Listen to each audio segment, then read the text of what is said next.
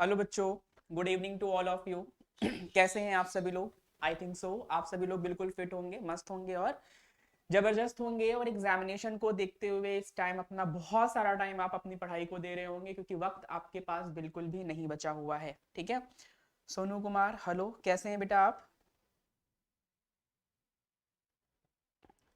सोनू, शायद आपने देखा नहीं होगा, मैंने, हाँ ये बात सही है कि कुछ दिन के बाद आपकी क्लासेस हुई थी, बट 2 लेक्चर्स आपके हो चुके हैं, जिसमें मैंने हेरिडिटी और इवोल्यूशन वाला चैप्टर आपका फिनिश करवाया था, और उसके साथ साथ हाउ डू ऑर्गेनिज्म रिप्रोड्यूस का भी मैंने वन शॉट आप लोगों को दे दिया हुआ था। ठीक है। और कोशिश करें कि थोड़ा सा वीडियो को शेयर कर दें, ताकि मैक्सिमम लोग क्लास से कनेक्ट हो सकें और सभी लोगों को क्लास का एक प्रॉपर बेनिफिट हो सके। चलिए भाई। तो लास्ट की जो भी क्लासेस हुई हैं उसमें हम लोगों ने डिस्कशन किया हुआ था। और जैसे कि आप सभी लोगों को पता है कि प्रेजेंट टाइम में जो सीरीज इस चैनल पे चल रही है वो बायोलॉजी से रिलेटेड है, यानी क्लास 10th की बायोलॉजी, जो कि जनरली यूपी बोर्ड और सीबीएसई बोर्ड का हम लोग डिस्कस कर रहे हैं। और हमारे बायोलॉजी के सिलेबस के ऑलमोस्ट जो चैप्टर्स थे वो नियर अबाउट कहीं ना कहीं हो चुके हैं, कुछ ही चैप्टर्स अब रिमेन बचे हुए हैं बायोलॉजी में। और आज ही हम अपना आखिरी चैप्टर करने वाले हैं वन शॉट का, है ना। ये वन शॉट का हम अपना आज आखिरी चैप्टर कवर अप करने वाले हैं। वन शॉट का ये हमारा आखिरी चैप्टर है, अवर इन्वायरमेंट, है ना। तो आज की क्लास में हम थोड़ा सा इस चैप्टर को एनालाइज करेंगे, और इसके बाद कल से कोशिश करी जाएगी कि आपकी जो केमिस्ट्री है उस केमिस्ट्री का भी आपको चैप्टर रिवाइज करवा दिया जाए, है ना। तो आज ये कर लेते हैं, और कल से फिर हम लोग केमिस्ट्री पे चलते हैं। और केमिस्ट्री का जो भी पोर्शन है, 4 चैप्टर्स सीबीएसई में है, और कहाँ चला गया भाई, 4 चैप्टर सीबीएसई में है, और ये मान के चलिए कि अबाउट 5 चैप्टर्स यूपी बोर्ड में है। यूपी बोर्ड में एक चैप्टर आपका एक्स्ट्रा है, यूपी बोर्ड में एक चैप्टर एक्स्ट्रा है, जिसका नाम है पीरियोडिक क्लासिफिकेशन ऑफ एलिमेंट्स। ठीक है। तो वो चीजें हम लोग कवर अप करेंगे, फिलहाल देखेंगे, थोड़ा सा समझेंगे, चीजों को जानने की कोशिश करेंगे। तो चलिए स्टार्ट करते हैं हम आज का अपना सेशन। और अवर इन्वायरमेंट जो हमारा चैप्टर है उसे हम आज की क्लास में डिस्कस करने वाले हैं। कुछ चीज़ें करी गई थी बट ऊपर नीचे हो गई हैं, तो मैंने कहा थोड़ा सा पहले अपडेट कर लूँ, उसके बाद फिर आगे चलता हूँ। ठीक है, आपका बहुत सारा टाइम बर्बाद ना हो, इसलिए चीज़ें सिस्टमैटिक वे में करना बहुत ज़्यादा ज़रूरी रहता है। चलिए भाई। तो आज की क्लास में हम डिस्कस करेंगे अपना चैप्टर, नाम है हमारा अवर इन्वायरमेंट, है ना। तो देखते हैं भाई, समझते हैं थोड़ा सा इस चैप्टर को, अवर इन्वायरमेंट को। और उससे पहले सभी लोगों से रिक्वेस्ट है कि प्लीज़ थोड़ा सा वीडियो को शेयर कर दें, ताकि क्लास से मैक्सिमम लोग कनेक्ट हो सके। ठीक है। चलिए स्टार्ट करते हैं। अवर इन्वायरमेंट, है ना। अगर इन्वायरमेंट की बात करते हैं तो इन्वायरमेंट क्या है, थोड़ा सा इन्वायरमेंट को समझेंगे, जानेंगे, है ना। बहुत ज्यादा स्कोरिंग चैप्टर तो नहीं है ये, हाँ, लेकिन ये कह सकते हैं कि फ्री में नंबर दिलाने वाला चैप्टर है ना। स्कोरिंग तो नहीं है, लेकिन फिर भी आप ये मान के चलिए कि ये चैप्टर कहीं ना कहीं आपको फ्री में, बिल्कुल, है ना, फ्री में नंबर दिला देगा। इसलिए इंपॉर्टेंट है, ध्यान देंगे, समझेंगे। आसान सा चैप्टर है, कुछ डिफिकल्ट चीजें नहीं है यहाँ पे, बिल्कुल आसान सा चैप्टर है। चलिए भाई स्टार्ट करते हैं अवर इन्वायरमेंट, देखते हैं, समझते हैं थोड़ा सा इस चैप्टर को। देखिए, अगर हम इन्वायरमेंट की बात करते हैं तो ये जो इन्वायरमेंट वर्ड है ये डेराइव्ड हुआ है इन्वायरन से। कहां से मेरे बच्चे? इन्वायरन, है ना। और इन्वायरन की मीनिंग क्या होती है? तो इसकी मीनिंग होती है सराउंडिंग। क्या मतलब होता है मेरे बच्चे? तो इन्वायरमेंट की मीनिंग होती है सराउंडिंग, है ना। या फिर इन्वायरन वर्ड से इन्वायरमेंट डेराइव हुआ है, और इस वर्ड की मीनिंग क्या होती है मेरे बच्चे? तो इस वर्ड की मीनिंग होती है सराउंडिंग। ठीक है। हम एक ऑर्गेनिज्म है, और हमारे आसपास जो कुछ भी है, जितना भी हम अपने आप को इस कमरे में खड़ा कर दिए हुए हैं, है ना। तो यहाँ पास जो भी मेरे आसपास चीजें हैं वो मेरा इन्वायरमेंट है। मैंने अपने आप को एक फील्ड में खड़ा कर दिया हुआ है, वहां के आसपास जितनी भी चीजें हैं वो हमारी क्या है? इन्वायरमेंट है। तो इन्वायरमेंट का एक कॉमन सा मतलब होता है, इन्वायरमेंट का एक कॉमन मीनिंग होती है क्या बेटा? सराउंडिंग। ठीक है। तो इन्वायरमेंट का मतलब क्या है बेटा, इन्वायरमेंट का मतलब होता है आपके आसपास की जो भी चीजें हैं वो किसके अंडर में आती हैं, इन्वायरमेंट के अंदर में आती हैं, है ना। फिर आप जनरली ये बात जानते हो कि आपके आसपास दो तरह की चीजें हैं, ठीक है, एक होती है लिविंग और एक क्या होती है बेटा, नॉन लिविंग।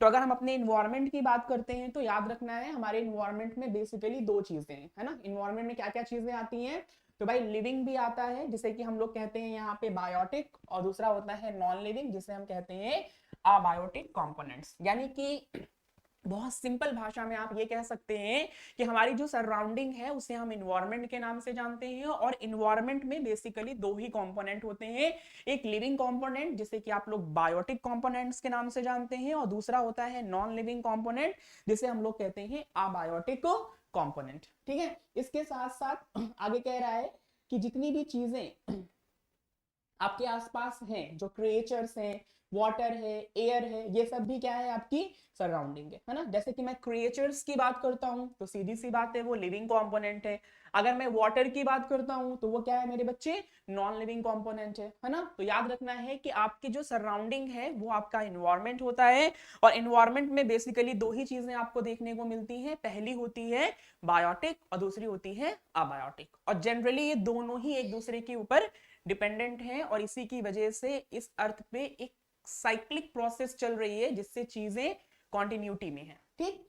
आगे बात करते हैं कि जो इन्वायरमेंट होता है वो कहीं ना कहीं अफेक्ट करता है लाइफ को, इसके साथ साथ हमारे डेवलपमेंट को, ठीक है ना। किसी भी ऑर्गेनिज्म का जो डेवलपमेंट होता है, उसकी जो लाइफ होती है वो कहीं ना कहीं उसके इन्वायरमेंट से अफेक्टेड होती है ना। इसीलिए हम जनरली लोग कह देते हैं इस तरह के लिए, है ना, आपके माँ बाप ही हैं तो जनरली बोल देते हैं जैसे आपके साथी संगत होंगे, है ना, आपका डेवलपमेंट उसी तरह से होगा। तो सीधी सी बात है कि जो हमारा इन्वायरमेंट होता है वो हमारी लाइफ को और हमारे डेवलपमेंट को कहीं ना कहीं क्या करता है, काफी हद तक इफेक्ट करता है। और वैसे भी ऑर्गेनिज्म क्या है, तो सीधी से एक बात याद रखेंगे कि जो ऑर्गेनिज्म है वो इन्वायरमेंट और हेरिडिटी का प्रोडक्ट ही होता है। क्या होता है बेटा, एक ऑर्गेनिज्म जो होता है वो क्या है, हेरिडिटी, इन्वायरमेंट और हेरिडिटी का प्रोडक्ट ही होता है। यानी अगर हमारा इन्वायरमेंट बेटर है, हमारी हेरिडिटी यानी हमारी जेनेटिक्स बेटर है, तो आप मान के चलिए कि उस ऑर्गेनिज्म का डेवलपमेंट भी बहुत अच्छी तरह से होगा, ठीक है।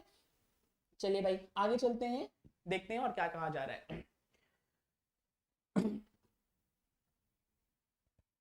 देखिए हमारे इन्वायरमेंट में कुछ सब्सटेंसेस ऐसे हैं जो डिकम्पोज हो जाते हैं, और जो भी सब्सटेंस डिकम्पोज होते हैं उन्हें हम कहते हैं बायोडिग्रेडेबल। बहुत आसान सी चीजें हैं, बहुत आसान सी बातें हैं, जनरली आप लोग जानते हैं। ये चैप्टर बड़ा ही इजी है और एक तरीके से कह सकते हैं कि स्कोर करने के लिए ही ये चैप्टर आपके सिलेबस में लाया गया है, ठीक है ना।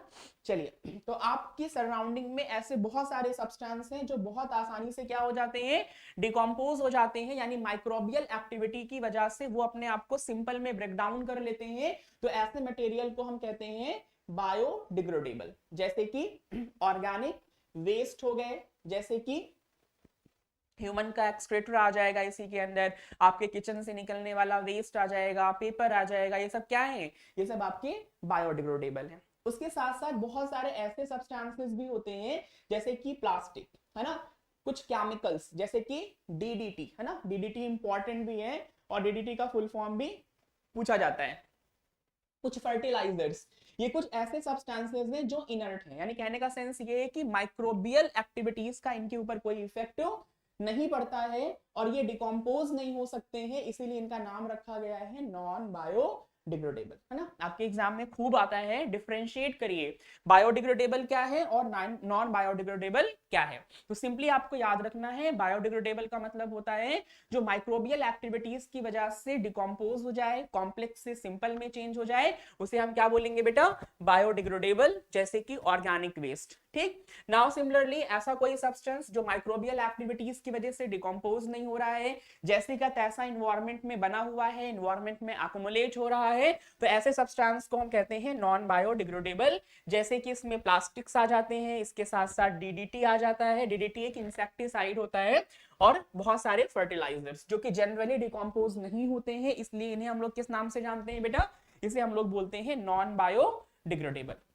डीडीटी के फुल फॉर्म की अगर हम बात करते हैं तो डीडीटी का फुल फॉर्म होता है एक बार देखेंगे थोड़ा सा, क्योंकि पूछा जा सकता है, इंपॉर्टेंट है, बहुत ज्यादा तो नहीं लेकिन थोड़ा सा, है ना।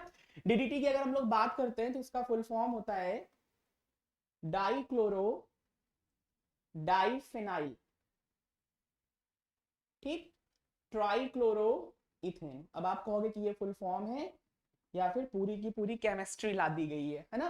तो dichloro diphenyl trichloro ethane, this is the full name of DDT. और डीडीटी क्या है, याद रखिएगा कि डीडीटी एक तरह का इंसेक्टिसाइड है। अगर डीडीटी की बात करते हैं तो डीडीटी क्या है, डीडीटी जो होता है वो एक इंसेक्टिसाइड है। जनरली जो फार्मर्स होते हैं, किसान होते हैं, वो अपने खेतों को पेस्ट से बचाने के लिए, है ना, किसका इस्तेमाल करते हैं, इंसेक्ट से बचाने के लिए डीडीटी का इस्तेमाल करते हैं। ये हमारी क्रॉप को भी नुकसान पहुंचाता है, इसके साथ साथ वेरियस काइंड के पोल्यूशन भी ये कॉज करता है, इसलिए इसे रोकने की और कंट्रोल करने की क्या है, जरूरत है। ठीक है, चलिए भाई आगे चलते हैं और आगे देखते हैं क्या है।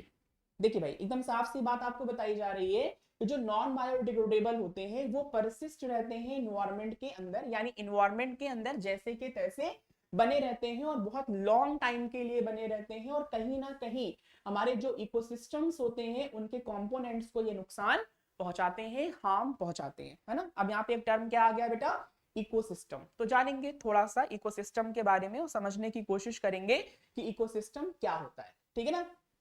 देखिए सबसे पहली बात तो आप थोड़ा सा एक मैं दो तीन बातें आप लोगों को बताऊंगा, समझने की जरूरत है। देखिए प्रेजेंट टाइम में आप जिस ब्रांच को डिस्कस कर रहे हो वो एक्चुअल में इकोलॉजी है, ठीक है। ये जो चैप्टर है ये जिस ब्रांच से कंसर्न कर रहा है इस टाइम पे, जिस ब्रांच से इसको उठाया गया है, ये इकोलॉजी है, इकोलॉजी की, है ना। ये जो चैप्टर है वो इकोलॉजी का ही कुछ पोर्शन आपके 10th स्टैंडर्ड में एड ऑन किया गया है। इकोलॉजी क्या है, तो सिंपल से एक बात ध्यान रखिएगा, ये ऐसी ब्रांच होती है जिसमें इंटरैक्शन की स्टडी करते हैं। किसका इंटरैक्शन स्टडी किया जाता है, तो याद रखिएगा इसमें हम स्टडी करते हैं interaction between organism and it's environment, ठीक है। अगर हम इकोलॉजी की बात करते हैं तो इकोलॉजी बायोलॉजी की, या एक तरीके से कह सकते हैं कि साइंस की एक ऐसी ब्रांच होती है जिसमें हम इंटरैक्शन स्टडी करते हैं एक ऑर्गेनिज्म का उसके इन्वायरमेंट के साथ। किसके साथ मेरे बच्चे, इन्वायरमेंट के साथ, है ना। तो जब ऑर्गेनिज्म का इंटरैक्शन आप इन्वायरमेंट के साथ स्टडी करते हो तो इसी ब्रांच को हम लोग किस नाम से जानते हैं मेरे बच्चे, तो इसी ब्रांच को हम लोग कहते हैं इकोलॉजी। क्या बोलते हैं, इकोलॉजी, ठीक। अब ये इकोलॉजी वर्ड सबसे पहली बार किसने दिया था, है ना, ये पूछा जा सकता है, थोड़ा सा इंपॉर्टेंट है, लेकिन कॉम्पिटेटिव एग्जाम्स जो आपके छोटे मोटे होते रहते हैं उसमें ये काफी इंपॉर्टेंट है ना।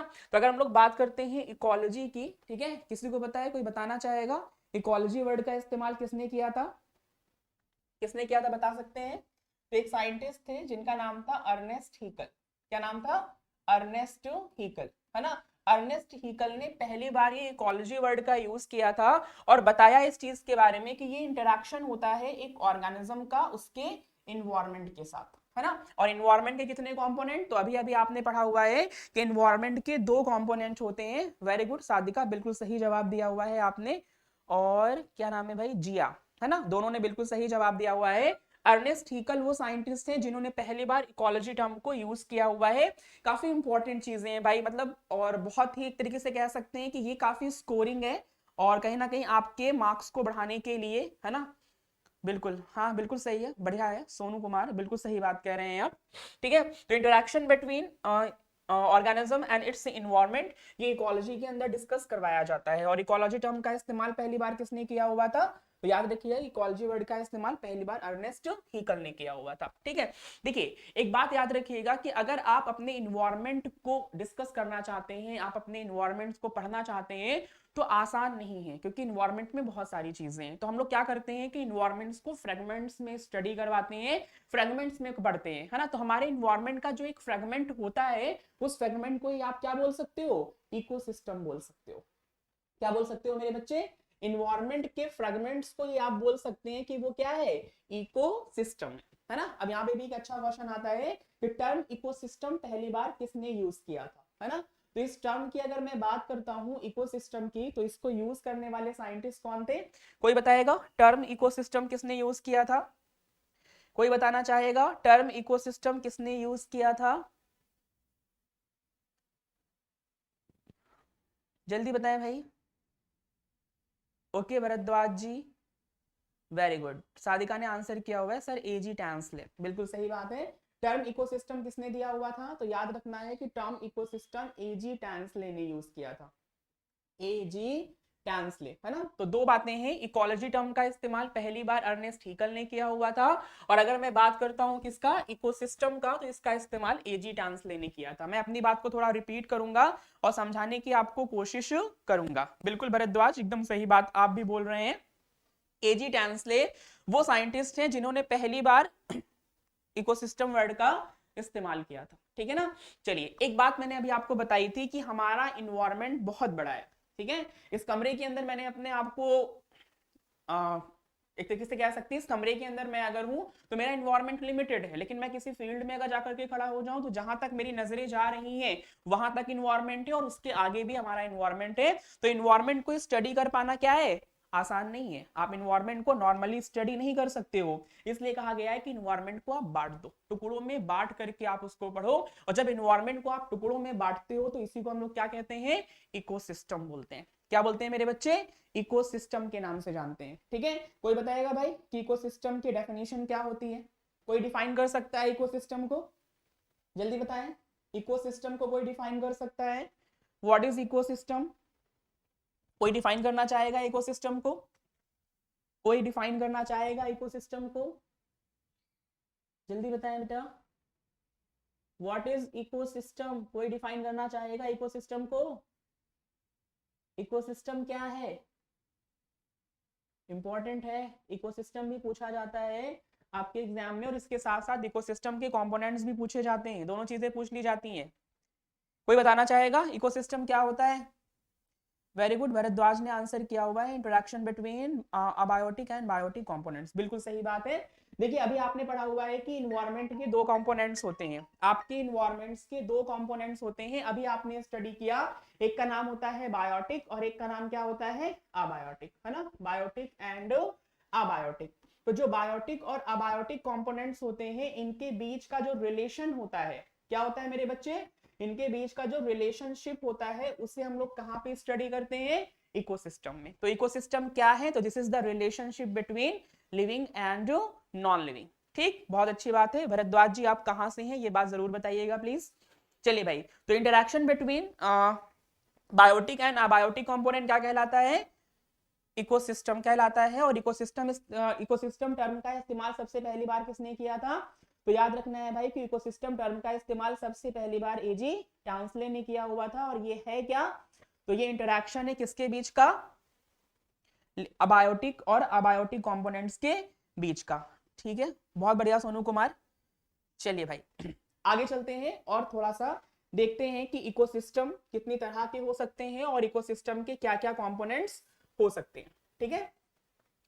तो डेफिनेशन आपके सामने है। वैसे तो क्या कह रहा है कि इकोसिस्टम क्या है, तो ये कह रहे हैं कि ये एक तरह का इंटरैक्शन होता है ऑर्गेनिजम्स का, ठीक है। किसके साथ बेटा, उसके नॉन लिविंग कंपोनेंट्स के साथ, जिससे क्या बनता है, एक इकोसिस्टम बनता है। तो इस तरह से आप ये कह सकते हैं कि इकोसिस्टम के अंदर क्या क्या चीजें होती हैं, बायोटिक यानी लिविंग क्रिएचर्स आते हैं, और इसके साथ साथ अबायोटिक कंपोनेंट्स जैसे कि टेम्परेचर, रेनफॉल, विंड, सॉइल, है ना, वाटर, एयर, ये सारी चीजें जो होती हैं वो क्या होती है बच्चा, इन सबको आप बोलते हो अबायोटिक कंपोनेंट्स, ठीक है।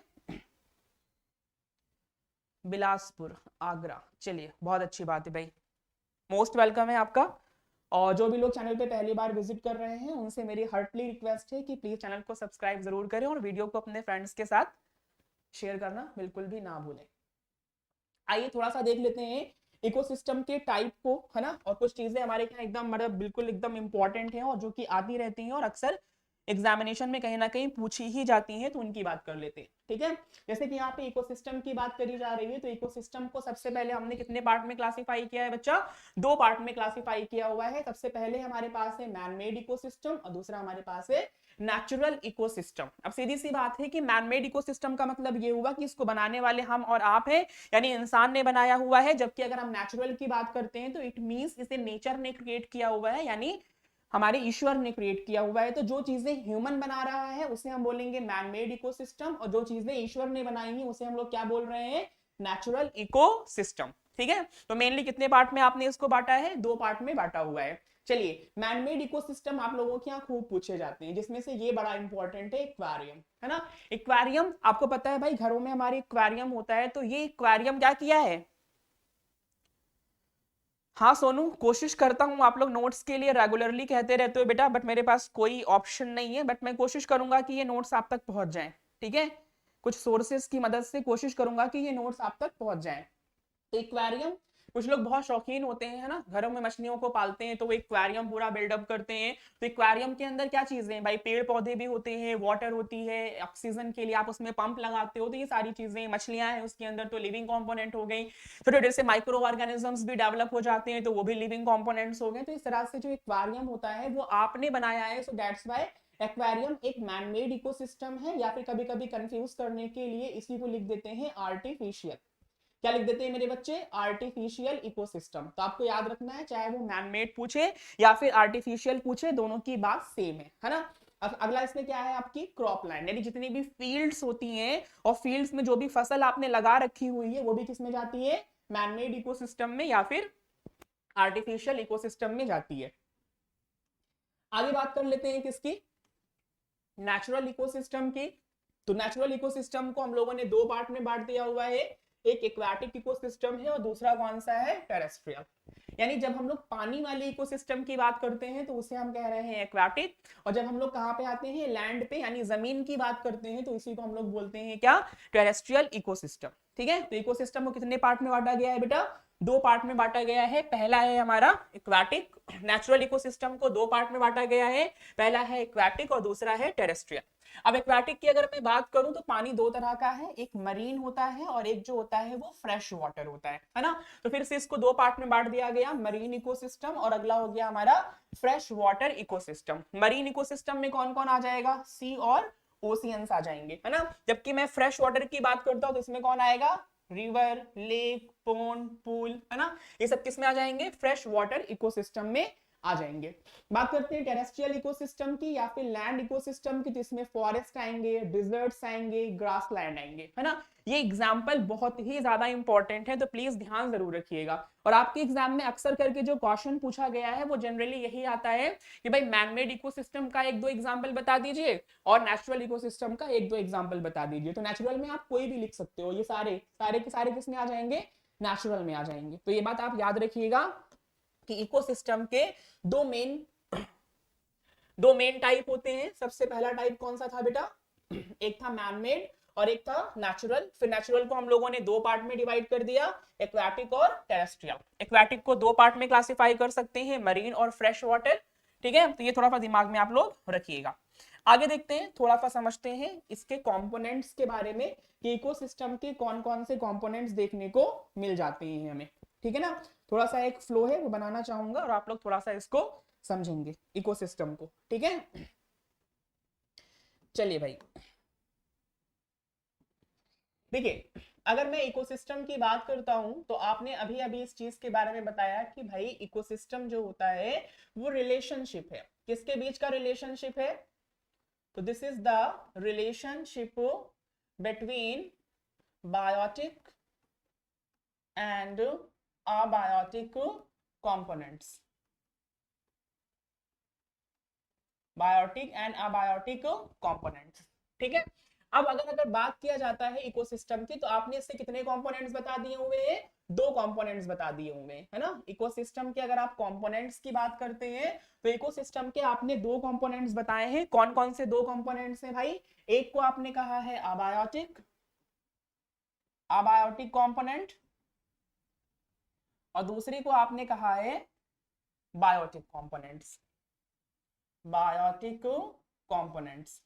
ठीक है, तो हमारा जो इकोसिस्टम है उसके 2 मेन कंपोनेंट्स हैं, बायोटिक और अबायोटिक, है ना। अगर हम अबायोटिक की बात करते हैं तो अबायोटिक में सारे नॉन लिविंग आते हैं। कौन आता है, all the non livings are comes under abiotic component, whereas all the living components are comes under जितने भी लिविंग होते हैं वो सब कहाँ आते हैं, बायोटिक में आते हैं, ठीक। और कहीं ना कहीं हमें अबायोटिक कंपोनेंट की जरूरत है, यानी एक तरीके से ये कह सकते हैं हमारे जो अबायोटिक कंपोनेंट्स हो सकते हैं वो बायोटिक के बिना एग्जिस्ट कर सकते हैं, उन्हें कोई जरूरत उनकी नहीं है, लेकिन कहीं ना कहीं जो ये बायोटिक वाले होते हैं इनको इनकी जरूरत बहुत ज्यादा है, इसके बिना ये सरवाइव नहीं कर सकते हैं, ये बात आप ध्यान रखिएगा, ठीक है।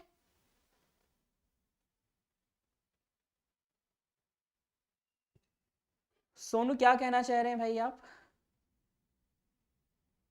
क्या कहना चाह रहे हैं, चीजें थोड़ा सा समझ में नहीं आई, एक बार फिर से बताने की कोशिश करें, एक बार फिर से बताने की कोशिश करें आप क्या कहना चाह रहे हैं।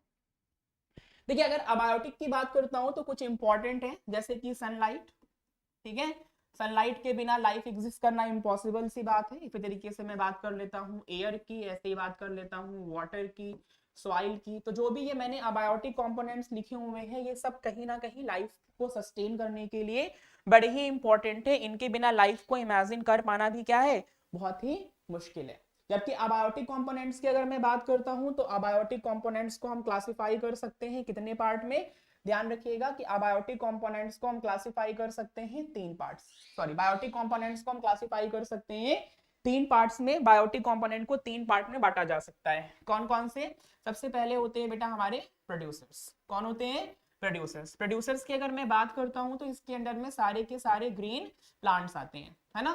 प्रोड्यूसर्स वो हैं जो अपना खाना खुद बनाएंगे बाय यूजिंग सनलाइट, और प्रोसेस आप जानते ही हैं फोटो सिंथेसिस, तो उन्हें हमने क्या कहा है, प्रोड्यूसर्स कहा हुआ है। उसके बाद अगला होता है कंज्यूमर। कंज्यूमर्स वो होते हैं जो अपना फूड डायरेक्टली और इनडायरेक्टली कहां से लेते हैं, प्रोड्यूसर से लेते हैं, है ना। ऐसा कोई भी बायोटिक कंपोनेंट जो अपना फूड डायरेक्टली या फिर इनडायरेक्टली किससे लेता है, प्रोड्यूसर से लेता है, उसे आप कहते हैं क्या, कंज्यूमर। और कंज्यूमर को हम बांट सकते हैं कितने पार्ट में, तीन पार्ट में। प्रोड्यूसर को आप क्लासिफाई कर सकते हैं कितने पार्ट में बेटा, तो प्रोड्यूसर को आप क्लासिफाई कर सकते हैं तीन पार्ट में। कौन कौन से होते हैं ये, तो पहला हमारा होता है प्राइमरी कंज्यूमर, ठीक है, दूसरा होता है सेकेंडरी कंज्यूमर, सेकेंडरी कंज्यूमर, और आखिरी में हमारे पास होता है टर्शरी कंज्यूमर, टर्शरी कंज्यूमर। तो ये कंज्यूमर के तीन टाइप होते हैं, प्राइमरी कंज्यूमर, सेकेंडरी कंज्यूमर और टर्शरी कंज्यूमर। ये तीन तरह के कंज्यूमर आपको देखने को मिल जाते हैं, ठीक है। सोनू हेलो बेटा कैसे हैं आप सोनू क्या कहना चाह रहे थे, we not clean pond or lake but an aquarium need to be clean justify, अच्छा अच्छा अच्छा ठीक है। एक्चुअल में बात ये है ना बेटा कि यहाँ पे रिप्लेनिशमेंट वाला चीज है ना, कि आप एक्वेरियम में चीजें रिप्लेनिश नहीं कर सकते हैं तो उसमें क्लीन करने की जरूरत पड़ती है, जबकि जो पॉन्ड लेक और रिवर्स होती हैं उसमें कॉन्टिन्यूसली आपका रिप्लेसमेंट होता रहता है, रिप्लेनिशमेंट होता रहता है, सो दैट्स वाई उसको उतना क्लीन करने की जरूरत हमें नहीं पड़ती है, ठीक है। चलिए ठीक है, तो ये तीन तरह के कंज्यूमर्स होते हैं, दिमाग में रखना है, प्राइमरी कंज्यूमर, सेकेंडरी कंज्यूमर और कौन सा होता है बेटा, टर्शरी कंज्यूमर। और आखिरी जो कंपोनेंट होता है वो होता है हमारा डिकम्पोजर्स। और डिकम्पोजर्स तो भैया बहुत ही इंपॉर्टेंट है, डिकम्पोजर से अक्सर करके आपके एग्जामिनेशन में क्वेश्चन कहीं ना कहीं पूछे ही जाते हैं, है ना, मतलब बिल्कुल ऐसे लटकते भटकते क्वेश्चन कहीं ना कहीं आ ही जाते हैं, तो आप अच्छे से इसको दिमाग में रखिएगा, ठीक है ना। डिकम्पोजर्स की अगर हम लोग बात करते हैं तो जनरली इसमें माइक्रो ऑर्गेनिजम्स आ जाते हैं हमारे, और माइक्रो ऑर्गेनिजम्स में कौन कौन आएगा थोड़ा सा देखेंगे यहाँ पे। माइक्रो ऑर्गेनिजम्स आते हैं जैसे कि इसमें बैक्टीरिया आ जाता है आपका, और बैक्टीरिया के साथ साथ फंजाई आ जाते हैं, इसके साथ साथ ऐसे कोई भी माइक्रो ऑर्गेनिजम्स आ जाएंगे जो कि जनरली किसी कॉम्प्लेक्स बॉडी को डिकम्पोज करने के लिए रिस्पॉन्सिबल होते हैं। किसको बेटा, किसी कॉम्प्लेक्स बॉडी को डिकम्पोज करने के लिए रिस्पॉन्सिबल होते हैं, वो कोई भी कंपोनेंट्स कहाँ आ सकते हैं, डिकम्पोजर्स में आ सकते हैं। एक बार मैं साइड हो जा रहा हूं, अगर आप लोग स्क्रीनशॉट लेना चाहते हैं तो ले ले, बड़ा ही इंपॉर्टेंट सा डायग्राम है, ठीक है। इकोसिस्टम क्या है, तो ये रिलेशनशिप है किसके बीच का, बायोटिक और अबायोटिक कंपोनेंट्स। कहाँ से आए हैं ये कंपोनेंट्स, तो इन्वायरमेंट के हैं। बायोटिक कंपोनेंट्स कंसीडर्ड किए जाते हैं all the non living components, sorry abiotic components में आते हैं all the non living components, जबकि बायोटिक कंपोनेंट्स में आते हैं ऑल द लिविंग कंपोनेंट्स। उसके बाद जो आपके अबायोटिक कंपोनेंट्स होते हैं वो मेन कुछ यही है जो मैंने आपको बताए हैं, सनलाइट है, एयर है, वाटर है, सॉइल है, जबकि जो बायोटिक कंपोनेंट होता है उसको आपने कितने पार्ट्स में, 3 पार्ट्स में क्लासिफाई किया हुआ है। पहला है प्रोड्यूसर, दूसरा है कंज्यूमर और तीसरा कौन सा है, डिकम्पोजर्स। प्रोड्यूसर्स में कौन आते हैं, ऑल द ग्रीन प्लांट्स, क्योंकि ये अपना खाना खुद बनाते हैं by the process of the photosynthesis. तो इनको हमने कहाँ रखा हुआ है, ठीक है, इनको हमने पुट किया हुआ है प्रोड्यूसर्स में। जबकि कंज्यूमर वो होते हैं जो डायरेक्टली या फिर इनडायरेक्टली किस पे डिपेंडेंट होते हैं, प्रोड्यूसर्स पे डिपेंडेंट होते हैं। और डिकम्पोजर्स वो होते हैं जो ये प्रोड्यूसर्स और कंज्यूमर्स की डेड बॉडीज को डिकम्पोज करते हैं और न्यूट्रिएंट साइकिल को मेंटेन करते हैं, है ना। अगर आपको थोड़ा सा याद होगा तो 9th क्लास में आपने वेरियस काइंड की बायोजियोकेमिकल साइकिल्स स्टडी करी हुई थी, है ना। जैसे कि आपने पढ़ा हुआ था कार्बन साइकिल, नाइट्रोजन साइकिल, है ना, ऑक्सीजन साइकिल, वाटर साइकिल। तो कहीं ना कहीं इसके लिए जो इंपॉर्टेंट है वो डिकम्पोजर ही इंपॉर्टेंट हो। डिकम्पोजर का रोल आपके एग्जामिनेशन में खूब खूब खूब पूछा जाता है। कई तरह से घुमा फिरा के क्वेश्चंस आते हैं कि what happen when if decomposers are disappear from the earth. तो सीधी सी बात है कि अगर डिकम्पोजर्स को आप अर्थ से गायब कर देंगे तो जो आपके ये प्रोड्यूसर्स हैं और ये कंज्यूमर्स है ना, इनकी जो बॉडीज हैं वो डेड होने के बाद डिकम्पोज नहीं हो पाएंगी, जिससे क्या होगा, हमारे अर्थ पे या अर्थ की सरफेस पे इनकी बॉडी का एक्युमुलेशन हो जाएगा और इसके साथ साथ आपकी जो बायोजियोकेमिकल साइकिल है वो कंटिन्यू नहीं हो पाएंगी, जिससे न्यूट्रिएंट साइकिल मेंटेन ना होने की वजह से प्रॉब्लम कुछ इस तरह से आएगी कि आपका जो इकोलॉजिकल बैलेंस है वो डिस्टर्ब हो जाएगा और कहीं ना कहीं वो लाइफ के लिए थ्रेटेंड होगा। आगे बात समझ में, ठीक है। तो ये क्वेश्चन काफी बढ़िया है और इंपॉर्टेंट क्वेश्चन है, तो प्लीज आप लोग इसे दिमाग में रखेंगे, ठीक है। चलिए भाई आगे चलते हैं और हम थोड़ा सा देखते हैं और क्या चीजें एक्सप्लेन करी जा रही हैं इकोसिस्टम के बारे में, ठीक है। चलिए देखिए, जितने भी लिविंग ऑर्गेनिजम्स होते हैं उनको क्लासिफाइड किया जाता है किस बेसिस पे, कि manner in which they survive in the ecosystem. मतलब कहने का कुछ सेंस इस तरह से है कि जितने भी लिविंग ऑर्गेनिजम्स होते हैं अगर आप उन्हें क्लासिफाई करना चाहते हैं तो आप इस बेसिस पे क्लासिफाई करेंगे कि वो इकोसिस्टम में किस तरह से सरवाइव कर रहे हैं, ठीक है। तो अभी आपने देखा है कि इनको हम लोगों ने कितने पार्ट में बांट दिया हुआ है, जो बायोटिक कंपोनेंट्स है उसको हम लोगों ने क्लासिफाई कर दिया हुआ है 3 पार्ट्स में, है ना। सबसे पहला कौन है भाई, अभी हम लोगों ने डिस्कस किया किसके बारे में, प्रोड्यूसर्स के बारे में। आपने कहा था सारे ग्रीन प्लांट्स क्या है, प्रोड्यूसर हैं। इसके साथ साथ ब्लू ग्रीन एल्गी जो होते हैं वो भी प्रोड्यूसर होते हैं, क्योंकि ये अपना फूड यानी कि सिंपल शुगर का फॉर्मेशन करते हैं और स्टार्च जो कि स्टोर्ड फूड होता है इसका फॉर्मेशन करते हैं कहां से, from inorganic substance by using sunlight, यानी सिंपली आप कह सकते हैं by the process of photosynthesis, ठीक है ना। तो इन्हें क्या क्या कहा गया है भैया, इनको हम लोगों ने प्रोड्यूसर्स कहा है ना। और प्रोड्यूसर्स देखिए इकोसिस्टम के अगर कंपोनेंट्स की बात करते हैं तो every and each component is important, सबका अपना अपना कहीं ना कुछ रोल है, ठीक है ना। किसी को भी अगर आप गायब करेंगे तो आप ये मान के चलिए कि कहीं ना कहीं आपका इकोलॉजिकल बैलेंस जो है ना वो डिस्टर्ब हो जाएगा और लाइफ को सस्टेन करने में कहीं ना कहीं प्रॉब्लम और परेशानी फेस करनी पड़ जाएगी, यानी आपके लिए भी वो चीज हार्मफुल है, ठीक है ना। चलिए भाई अगले कंपोनेंट्स की बात करते हैं, कंज्यूमर्स के बारे में। तो अभी आपने कहा है कि इनमें वो ऑर्गेनिजम्स आते हैं जो डिपेंड्स करते हैं किसके ऊपर मेरे बच्चे, प्रोड्यूसर्स के ऊपर, है ना। अब प्रोड्यूसर्स के ऊपर कैसे, डायरेक्टली या फिर इनडायरेक्टली, है ना। थोड़ा सा समझेंगे इस चीज को हम लोग। जितने भी कंज्यूमर्स होते हैं वो डायरेक्टली या फिर इनडायरेक्टली किस पे डिपेंड करते हैं, तो याद रखना है प्रोड्यूसर्स पे डिपेंड करते हैं। अब डायरेक्ट का मतलब क्या है और इनडायरेक्ट का मतलब क्या है, थोड़ा सा समझेंगे इस चीज को, है ना। जैसे बकरी है, पेड़ को खा रही है, घास खा रही है, तो बकरी प्रोड्यूसर्स के ऊपर डायरेक्टली डिपेंडेंट हो गई, है ना। अब शेर भाई साहब कह रहे हैं कि मुझे तो भाई घास फूस से कोई मतलब नहीं है, दुनिया में प्लांट हो चाहे ना हो क्या ही करना है, मुझे तो भाई हिरन खाना है, मुझे तो बकरी खाना है ना। तो कहीं ना कहीं वो शेर भाई साहब जो है ना वो एक गलत दुनिया में जी रहे हैं, ठीक है ना। भाई सीधी सी एक बात पता है कि जो ये शेर है वो भी कहीं ना कहीं प्लांट के ऊपर ही डिपेंड कर रहा है। वो एक अलग सी बात है कि वो इनडायरेक्टली डिपेंडेंट है। इनडायरेक्टली कैसे, शेर ने हिरन को खाया बट हिरन क्या खा रहा है, घास खा रहा है या पेड़ के प्रोडक्ट्स खा रहा है, प्लांट के प्रोडक्ट्स खा रहा है। अगर आप प्लांट को गायब कर दीजिए तो क्या हिरन एग्जिस्ट करेगा, सिंपल सी बात है कि नहीं करेगा।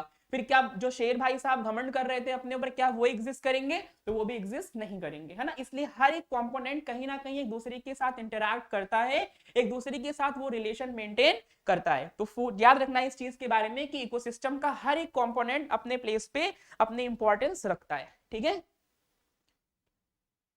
मोस्ट वेलकम है भाई फैसल जी आपका। चलिए, तो डायरेक्टली या फिर इनडायरेक्टली का मतलब समझ में आ गया है कि जो गाय है, जो बकरी है, जो हिरन है, वो प्लांट के प्रोडक्ट्स खा रही है, और इनडायरेक्टली का मतलब कुछ इस तरह से है कि जो उनको खा रहा है, ठीक है ना। चलिए भाई, तो अपने अपने आप को सस्टेन करने के लिए कहीं ना कहीं वो डायरेक्टली या फिर इनडायरेक्टली किस पे डिपेंड होते हैं, प्रोड्यूसर्स पे ही डिपेंड होते हैं, या फिर हम ये भी कह सकते हैं कि जो कंज्यूमर्स हैं वो कंज्यूम करते हैं किसको, फूड को, और ये फूड कौन बनाता है, प्रोड्यूसर्स बनाते हैं। अब देखिए यहाँ पे क्या किया गया है कि जो कंज्यूमर्स हैं उनको उनके फूड हैबिट के बिहाफ पे डिवाइड किया गया है, किसके बिहाफ पे, फूड हैबिट के बिहाफ पे इनको क्लासिफाई किया गया है, ठीक है ना। जैसे हार्बीवोर्स कौन है, तो भाई सीधी सी बात आप जानते हो, ग्रॉस लिख दिया है इन्होंने, ये ग्रास ईटर है ना, सीधी सी एक बात कह सकते हैं, प्लांट ईटर्स है ना। हर्बीवोर्स कौन होते हैं, तो भाई ये प्लांट ईटर्स होते हैं। जनरली ये किसको खा सकते हैं, तो भाई ये प्लांट्स को या फिर प्लांट के प्रोडक्ट्स को खा सकते हैं, है ना। किसको खा सकते हैं, प्लांट को या फिर प्लांट के प्रोडक्ट्स को खा सकते हैं, और कुछ खाने की इनकी इच्छा नहीं होती है ना। इसलिए इन्हें हम लोग क्या बोलते हैं, प्लांट ईटर्स बोलते हैं, जैसे कि काऊ है, डियर है, इसके अलावा बहुत सारे एग्जाम्पल्स हैं, यू नो वेरी वेल। इसके बाद आते हैं कार्निवोर्स, ये फूड हैबिट के बिहाफ पे है, आप जानते हैं, है ना। इन्हें कहते हैं हम लोग फ्लैश ईटर। क्या बोलते हैं मेरे बच्चे, फ्लैश ईटर, यानी ये क्या खा सकते हैं, मांस खा सकते हैं। क्या खा सकते हैं, मांस को ये खाते हैं, है ना। जैसे कि कौन हो जाएगा बेटा, लॉयन और टाइगर।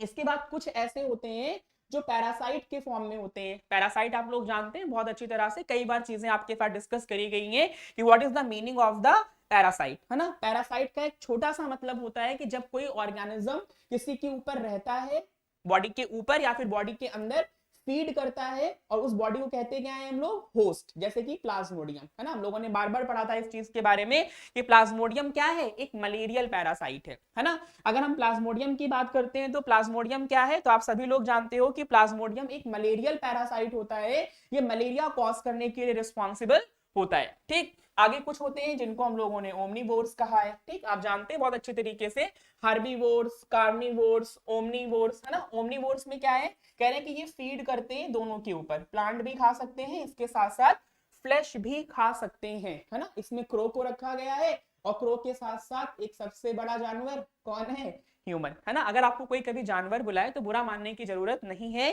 क्योंकि साइंस के हिसाब से हम जानवर ही हैं, है ना। अगर हम साइंस के बिहाफ पे देखें तो भाई हम क्या हैं, जानवर हैं, ठीक है। तो कोई अगर आपको जानवर बुला लेता है तो बिल्कुल भी बुरा मानने की जरूरत नहीं है, आपको समझ जा रहा है कि वो इंसान बहुत पढ़ा लिखा है और साइंस को बहुत अच्छे तरीके से जानता है, इसलिए आपको वो जानवर बुला रहा है। ह्यूमन भी ओमनीवोर्स होता है, और ह्यूमन तो ऐसा ओमनीवोर्स है, ऐसा टर्शरी कंज्यूमर है, ठीक है, जो कुछ भी खा सकता है, इसको कुछ भी खिला दो ये सब कुछ खा जाएगा, ठीक है ना। चलिए भाई आगे चलते हैं और अगला कंपोनेंट डिस्कस करते हैं, कौन है मेरे बच्चे, डिकम्पोजर्स। कौन है, डिकम्पोजर्स, ठीक है। आप लोगों पे थोड़ा सा रिक्वेस्ट है कि प्लीज थोड़ा सा वीडियो को अपने दोस्तों के साथ शेयर करिए, ताकि और भी लोग आए, ज्वाइन करें और उन्हें भी बेनिफिट हो, ठीक है। और जो भी लोग भी पहली बार चैनल पे विजिट कर रहे हैं उनसे मेरी हार्टली रिक्वेस्ट है कि प्लीज चैनल को सब्सक्राइब जरूर करें।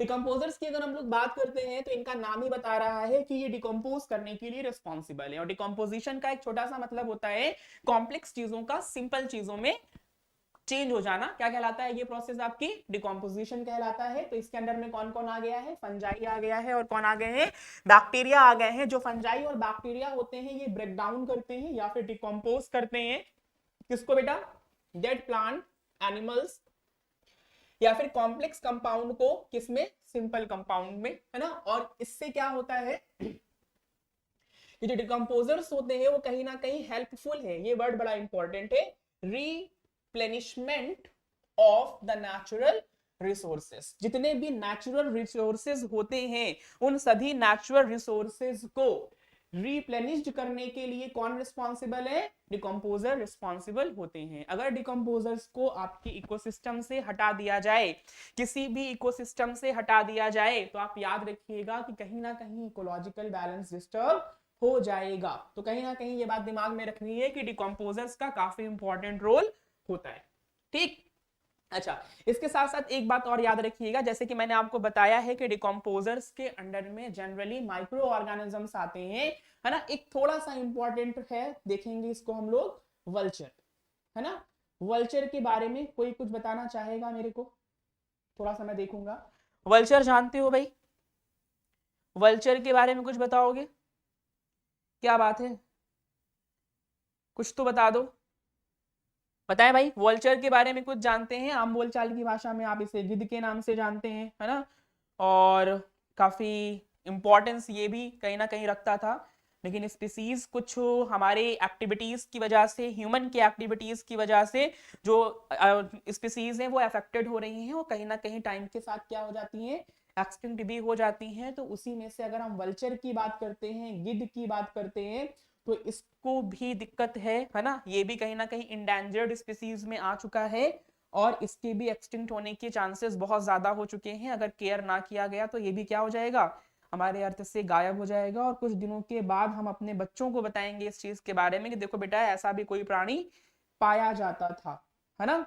तो वल्चर की अगर हम लोग बात करते हैं तो याद रखिएगा बेटा कि वल्चर्स को हम बोलते हैं स्कैवेंजर। क्या बोलते हैं? स्कैवेंजर ऑफ अर्थ, है ना। हमारी जो पृथ्वी है उसका जो सफाई कर्मी है वो वल्चर है। क्योंकि वल्चर जो है वो किस पे फीड करता है, याद रखना है कि जो वल्चर होते हैं वो फीड करते हैं किसके ऊपर बेटा, डेड ऑर्गेनिजम्स को। किसको फीड करते हैं? डेड ऑर्गेनिज्म को। इसलिए वल्चर्स को हम लोग किस नाम से जानते हैं? स्कैवेंजर ऑफ अर्थ बोलते हैं। यानी पृथ्वी का सफाई कर्मी किसे माना जाता है? तो याद रखिएगा कि भाई पृथ्वी का जो सफाई कर्मी है वो वल्चर्स होते हैं। कौन होता है? वल्चर्स होते हैं। वल्चर्स को हम कहते हैं क्या? स्कैवेंजर्स ऑफ द अर्थ। अब वल्चर्स टाइम के साथ एक्सटिंक्ट क्यों हो जा रहे हैं, है ना। सबसे पहली चीज तो क्या है कि अब जो भी एनिमल की डेथ जब हो जाती है तो उस एनिमल को जनरली लोग क्या करते हैं, दफना देते हैं, है ना। जब दफना दे रहे हैं तो सीधी सी बात है कि इनको खाने के लिए खाना नहीं मिल रहा है, क्योंकि इनका खाना कहीं ना कहीं कौन था, मरे हुए जानवर हुआ करते थे, है ना। उन जानवरों को जब हम लोगों ने दफनाना शुरू किया तो इस वजह से इनको खाना नहीं मिला और इनको प्रॉब्लम होने लगी। इसके साथ साथ क्या है, जैसे बहुत सारे हमारे पास एनिमल्स होते हैं, उनको एक्स्ट्रा वर्क कराने के लिए, है ना, लोग क्या करते हैं, उन्हें डाइक्लोफेनाक के इंजेक्शंस देते हैं जिससे वो बिना थके बिना रुके उनके काम को करते हैं, है ना। होता क्या है कि डाइक्लोफेनाक उनकी बॉडी के अंदर, वो एक पेन किलर टाइप की चीज होती है, उनकी बॉडी के अंदर एकोमुलेट होने लगता है और जब ये वल्चर्स उन्हें खाते हैं, है ना, तो कहीं ना कहीं वो डाइक्लोफेनाक इनके लिए पॉइजनस होता है और इनकी वजह से इनकी क्या हो जाती है, डेथ हो जाती है। इसीलिए वल्चर्स धीरे धीरे क्या हो रहे हैं बेटा, गायब हो रहे हैं। और अगर ऐसे ही चीजें रही तो टाइम के साथ कहीं ना कहीं वल्चर्स हमारे अर्थ से क्या हो जाएंगे, एक्सटिंक्ट हो जाएंगे। तो ये बात आपको थोड़ा दिमाग में रखना है, ठीक है ना। चलिए भाई, अब अगली बात कर लेते हैं। ये टॉपिक आपका इकोसिस्टम चल रहा था। अगली बात करते हैं फूड चेन के बारे में। किसके बारे में मेरे बेटे? फूड चेन के बारे में, है ना। जैसे कि मैंने अभी आपको एक एग्जांपल दे करके बताया था और आपने समझा भी था इस चीज के बारे में। अभी थोड़ा सा मैंने आपको फूड चेन के बारे में डिटेल किया था इनडायरेक्टली। मैंने क्या कहा कि पेड़ को हिरन ने खाया और हिरन ने किसको खा लिया, सॉरी, हिरन को कौन खा गया, शेर खा गया, है ना। तो ये क्या है, कहीं ना कहीं ये एक दूसरे से कनेक्टेड हो रहे हैं। किसके सीक्वेंस में? फूड के सीक्वेंस में। या फिर आप ऐसा कह सकते हैं कि फूड की एनर्जी का ट्रांसफर होता है, तो इसी से क्या बनती है, फूड चेन बन जाती है ना। तो फूड चेन क्या है, तो कह रहे हैं कि ये रिफर करती है एक अरेंजमेंट को जिसमें डिफरेंट बायोटिक ग्रुप्स जो होते हैं वो एक सीक्वेंस में एनर्जी का ट्रांसफर करते हैं। किसका ट्रांसफर करते हैं? एनर्जी का ट्रांसफर करते हैं। जिसमें एनर्जी कुछ इस तरह से ट्रांसफर होती है कि पहले प्रोड्यूसर, फिर प्रोड्यूसर से हार्बीवोर्स, हार्बीवोर्स से कहां जाती है चीजें, कार्निवोर्स में, ठीक है। तो ये कहलाती है क्या, फूड चेन, है ना। एक सीक्वेंशियल, एक सीक्वेंस है ऑर्गेनिज्म का जिसमें एक ऑर्गेनिज्म किसी दूसरे ऑर्गेनिज्म को खाता है और फिर वो खा लिया जाता है किसी दूसरे ऑर्गेनिज्म के थ्रू, है ना। हु ईट होम, जिसने खाया है वो भी किसी के द्वारा खाया जाएगा। इसी को हम लोग क्या कहते हैं बेटा, फूड चेन, है ना। क्या कहते हैं इसको बेटा, एक वर्ड में, who eat home.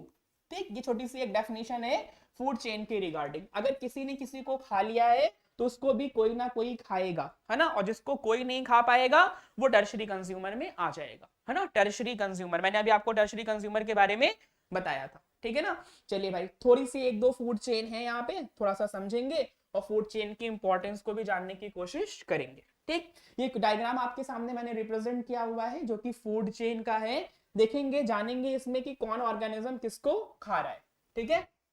Food chain, देखिए ये जो फूड चेन है ये कितने मेंबर की है, तो आप देख पा रहे हैं कि ये फूड चेन 3 मेंबर की है। कितने मेंबर की है बेटा? ये जो आपके सामने फूड चेन रिप्रेजेंट करी गई है, ये पहली वाली जो फूड चेन है वो कितने मेंबर की है, तो आप देख पा रहे हैं कि ये पहली वाली फूड चेन 3 मेंबर की है। अच्छा एक बात आप मेरे को बताइएगा, एक बात आप मेरे को बताइएगा कि फूड चेन जितनी लंबी है वो उतनी अच्छी है, या फिर फूड चेन जितनी छोटी है वो उतनी अच्छी है? जल्दी से बताएं कमेंट सेक्शन में, जल्दी बताएं भाई। फूड चेन जितनी बड़ी है उतनी अच्छी है, या फिर फूड चेन जितनी छोटी है उतनी अच्छी है? कौन sea food chain good quality रखती है, लंबी फूड चेन या फिर छोटी फूड चेन? जल्दी बताएं। क्या बात है भाई, कोई कमेंट्स नहीं आ रहे हैं।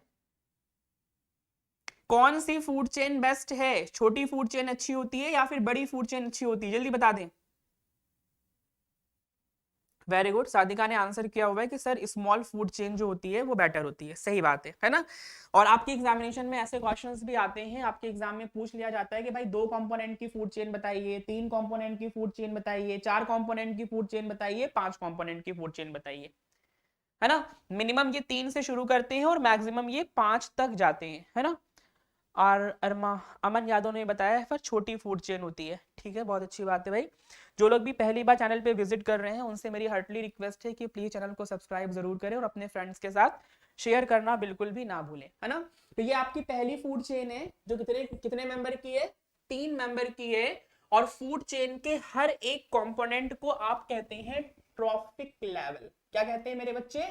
Trophic level. फूड चेन का हर एक कंपोनेंट क्या कहलाता है? तो फूड चेन के हर एक कंपोनेंट को हम कहते हैं ट्रॉफिक लेवल। क्या कहते हैं मेरे बच्चे? Trophic level. फूड चेन का हर एक कंपोनेंट क्या कहलाता है? ट्रॉफिक लेवल कहलाता है। जितना कम ट्रॉफिक लेवल किसी फूड चेन में रहेंगे वो उतनी ही अच्छी होगी। ये बात अभी आपको समझ में आएगी, थोड़ा ध्यान देंगे, ठीक है। देखिए यहाँ पे कोई प्लांट था, इस प्लांट को भाई साहब रैट ने खा लिया, और रैट को कौन खा गया? उल्लू खा गया, है ना। तो इस तरह से जो ये फूड चेन बन रही है कितने मेंबर की है बेटा? 3 मेंबर की फूड चेन है। कितने मेंबर की फूड चेन है ये? 3 मेंबर की। अगली फूड चेन देखते हैं, है ना। कैरेट बहुत पसंद होती है किसको? रैबिट को, ठीक है। बेचारे रैबिट ने कैरेट को खाया और इसके ताक में कौन बैठा है? फॉक्स। ये इसको खा गया, उसके बाद फॉक्स भाई साहब को कौन खा गया? लॉइन। तो इस तरह से जो ये फूड चेन बन रही है वो कितने मेंबर की है भाई? तो आप देख पा रहे हैं कि ये फूड चेन जो है आपकी वो 4 मेंबर की है, ठीक है ना। अच्छा आगे देखते हैं अगली फूड चेन जो कि 5 मेंबर की है। यहाँ पे कुछ प्लांट्स यानी ग्रासेस हैं। इस ग्रास को किसने खाया? ग्रास ऑपर यानी टिड्डे ने खा लिया। इसको फिर किसने खाया? मेढक ने खा लिया। मेढक को सांप ने खा लिया, और सांप को कौन खा गया? ईगल खा गया, है ना। तो इस तरह से जो ये फूड चेन बन रही है कितने मेंबर की है बेटा? तो आप देख पा रहे हैं कि यहाँ पे जो ये फूड चेन है ये 5 मेंबर की है, ठीक है ना। अब ये बात थोड़ा याद रखेंगे, दिमाग में रखेंगे इस बात को कि फूड चेन जितनी छोटी होती है उसकी क्वालिटी उतनी ही अच्छी होती है, और फूड चेन जितनी बड़ी होती है उतनी ही वो खराब क्वालिटी की होती है। इसका आंसर सादिका ने दिया हुआ है और बहुत ही बढ़िया आंसर दे रही है, ठीक है ना। देखिए भाई होता क्या है कि एक ट्रॉफिक लेवल से दूसरे ट्रॉफिक लेवल में सिर्फ 10% एनर्जी ही ट्रांसफर होती है ना। समझेंगे, अभी हम लोग पढ़ेंगे इस चीज के बारे में 10% एनर्जी लॉ। कौन सा लॉ बेटा? 10% एनर्जी लॉ अभी आपको पढ़ाया जाएगा, जो कि इंपॉर्टेंट है और आपके एग्जामिनेशन में मान के चलिए कि 10% एनर्जी लॉ से कोई ना कोई क्वेश्चन डेफिनेटली आपके एग्जाम में आएगा, ठीक है। 101% 10% एनर्जी लॉ से क्वेश्चन आना है, ठीक है ना। तो यहाँ पे हुआ क्या है, आप देख पा रहे हैं कि यहाँ पे एक ट्रॉफिक लेवल से दूसरे ट्रॉफिक लेवल में, trophic level is what? Each component of food chain is known as trophic level. Food chain के हर एक कंपोनेंट को हम किस नाम से जानते हैं? ट्रॉफिक लेवल बोलते हैं। और आपको याद रखना है कि एक ट्रॉफिक लेवल से दूसरे ट्रॉफिक लेवल में, ठीक है, पहले ट्रॉफिक लेवल के पास जितनी भी एनर्जी होगी उसकी सिर्फ 10% जाएगी। तो सीधी सी बात है इस प्लांट की जितनी भी एनर्जी रही होगी 10% चूहे में आई, और फिर जितनी भी चूहे के अंदर एनर्जी रही होगी उसकी 10% कहां गई?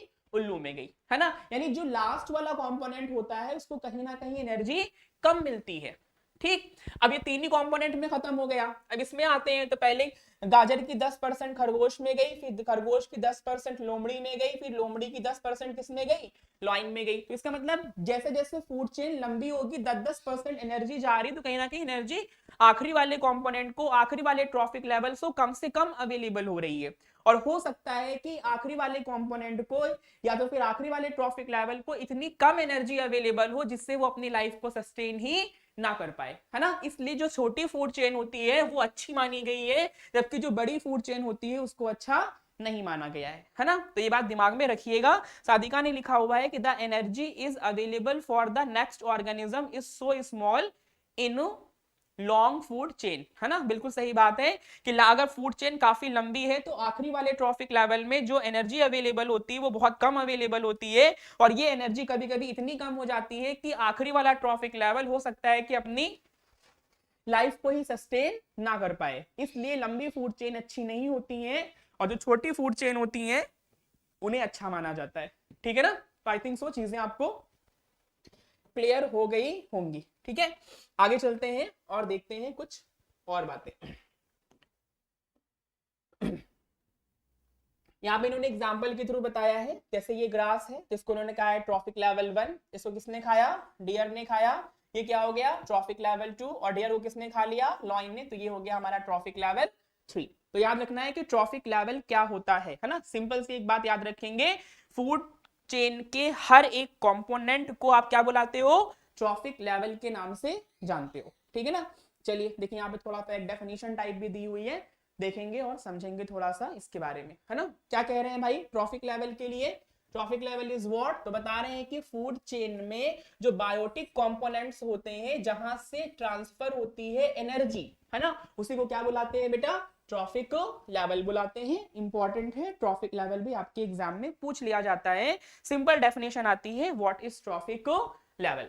अब सुनेंगे ध्यान से क्या बता रहा है। कह रहा है कि जो ग्रीन प्लांट्स होते हैं वो कैप्चर करते हैं ओनली 1%, क्या कैप्चर करते हैं, ओनली 1% एनर्जी, जो कहां से आ रही है, सनलाइट से आ रही है ना। ये बात आप दिमाग में रखिएगा, काफी इंपॉर्टेंट है, आपके एग्जामिनेशन में घुमा फिरा के कहीं ना कहीं यहां से क्वेश्चंस बन ही जाते हैं। ठीक है, तो जितने भी आपके प्लांट्स होते हैं, जितने भी ग्रीन प्लांट्स होते हैं, वो सन की कितनी परसेंट एनर्जी यूटिलाइज करते हैं, ओनली 1%, है ना। बाकी की जो एनर्जी होती है वो रिफ्लेक्ट हो जाती है, ट्रांसफर हो जाती है ना। और सिर्फ वो कितनी परसेंट एनर्जी को यूटिलाइज करते हैं, 1% एनर्जी को यूटिलाइज करते हैं। तो सन से आने वाली एनर्जी का प्लांट सिर्फ 1% ही यूटिलाइज कर पाता है। ठीक, उसके बाद सन से जितनी भी एनर्जी आई प्लांट में उसका 1% यूज हुआ, और फिर जो प्लांट को खाएगा उसमें 10% जाएगी, फिर उसको जो खाएगा उसमें 10% जाएगी, यानी ट्रॉफिक लेवल्स में कितने परसेंट, 10-10% ट्रांसफर होती है। जबकि सनलाइट की प्लांट कितना यूज कर पाता है, तो सनलाइट की एनर्जी को प्लांट सिर्फ 1% ही यूज कर पाता है ना। थोड़ा सा एक फ्लो में बनाना चाहूंगा आपके लिए, है ना। आई थिंक सो आप समझने की भी कोशिश करोगे और आपको बहुत बढ़िया तरीके से समझ में भी आ जाएगा, आई थिंक सो, है ना, मुझे ऐसा लग रहा है। चलिए भाई देखते हैं, थोड़ा सा एक फ्लो बनाते हैं। देखिए इस एनर्जी पे, सॉरी, इस अर्थ पे जो एनर्जी का सबसे मेन रिसोर्स है वो कौन है ना। इस अर्थ पे एनर्जी का सबसे मेन रिसोर्स कौन है, तो भाई साहब सूरज है ना। सन हमारे अर्थ पे एनर्जी का सबसे मेन रिसोर्स है ना। अगर सूरज जी को गायब कर दिया जाए, है ना, सूरज का मतलब वो वाला सूरज, आपके क्लास वाला सूरज नहीं है ना। अगर सूरज जी को यहाँ से गायब कर दिया जाए तो फिर सब कुछ खराब हो जाएगा, सब कुछ बर्बाद हो जाएगा, क्योंकि एनर्जी का सबसे मेन रिसोर्स कौन है, तो भाई साहब सूरज जी है ना। अब सपोज करिए यहाँ पे कोई प्रोड्यूसर है, क्या है बेटा, कोई प्रोड्यूसर है यानी कि कोई ग्रीन प्लांट है। तो सन से जो भी सॉरी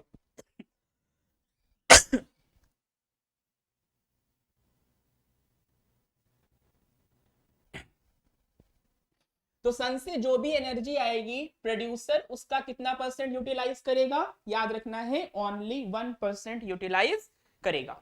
ठीक, अब प्रोड्यूसर्स के अंदर जितनी भी एनर्जी बनी है ना, जब इसको कंज्यूम करेगा कोई प्राइमरी कंज्यूमर। कौन बेटा? Primary consumer. तो इस प्राइमरी कंज्यूमर के अंदर कितनी एनर्जी जाएगी? तो इस प्रोड्यूसर के पास जितनी भी एनर्जी होगी उसका 10%। कितना परसेंट मेरे बच्चे? 10%। ठीक। अब इस प्राइमरी कंज्यूमर को जो भी खाएगा, यानी कि क्या क्या होगा बेटा? वो हमारा सेकेंडरी कंज्यूमर है ना। थोड़ा सा देखूंगा, सेकेंडरी कंज्यूमर। तो प्राइमरी कंज्यूमर के पास जितनी भी एनर्जी अवेलेबल होगी उसका 10% कहां ट्रांसफर होगी?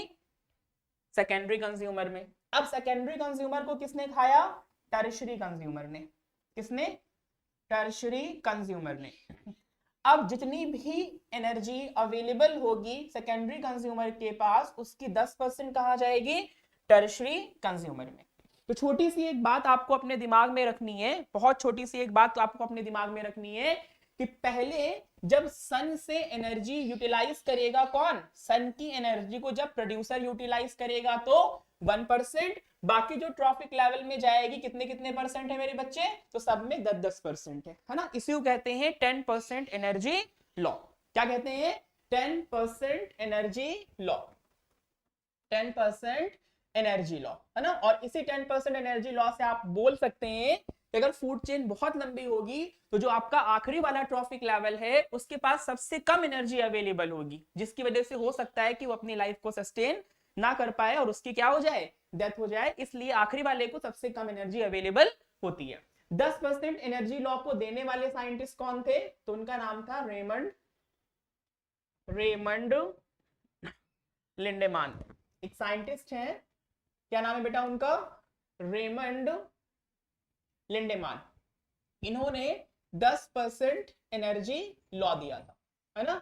क्या दिया था? 10% एनर्जी लॉ। क्या कहते हैं इस लॉ के हिसाब से?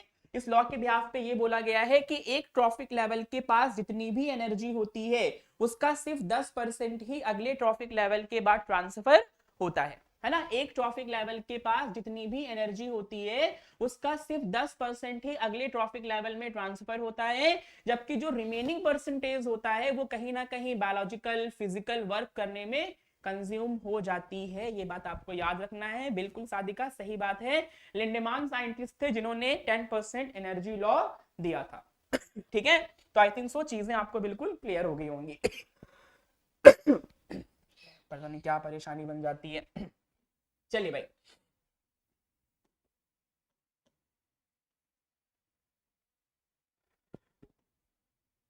देखिए साफ साफ यहां पे लिखा हुआ है कि there is gradual decrease in the amount of energy. यानी कहना ये चाह रहे हैं कि धीरे धीरे डिक्रीज होता है किसका अमाउंट? एनर्जी का अमाउंट, जब एनर्जी ट्रांसफर होती है एक ट्रॉफिक लेवल से कहां?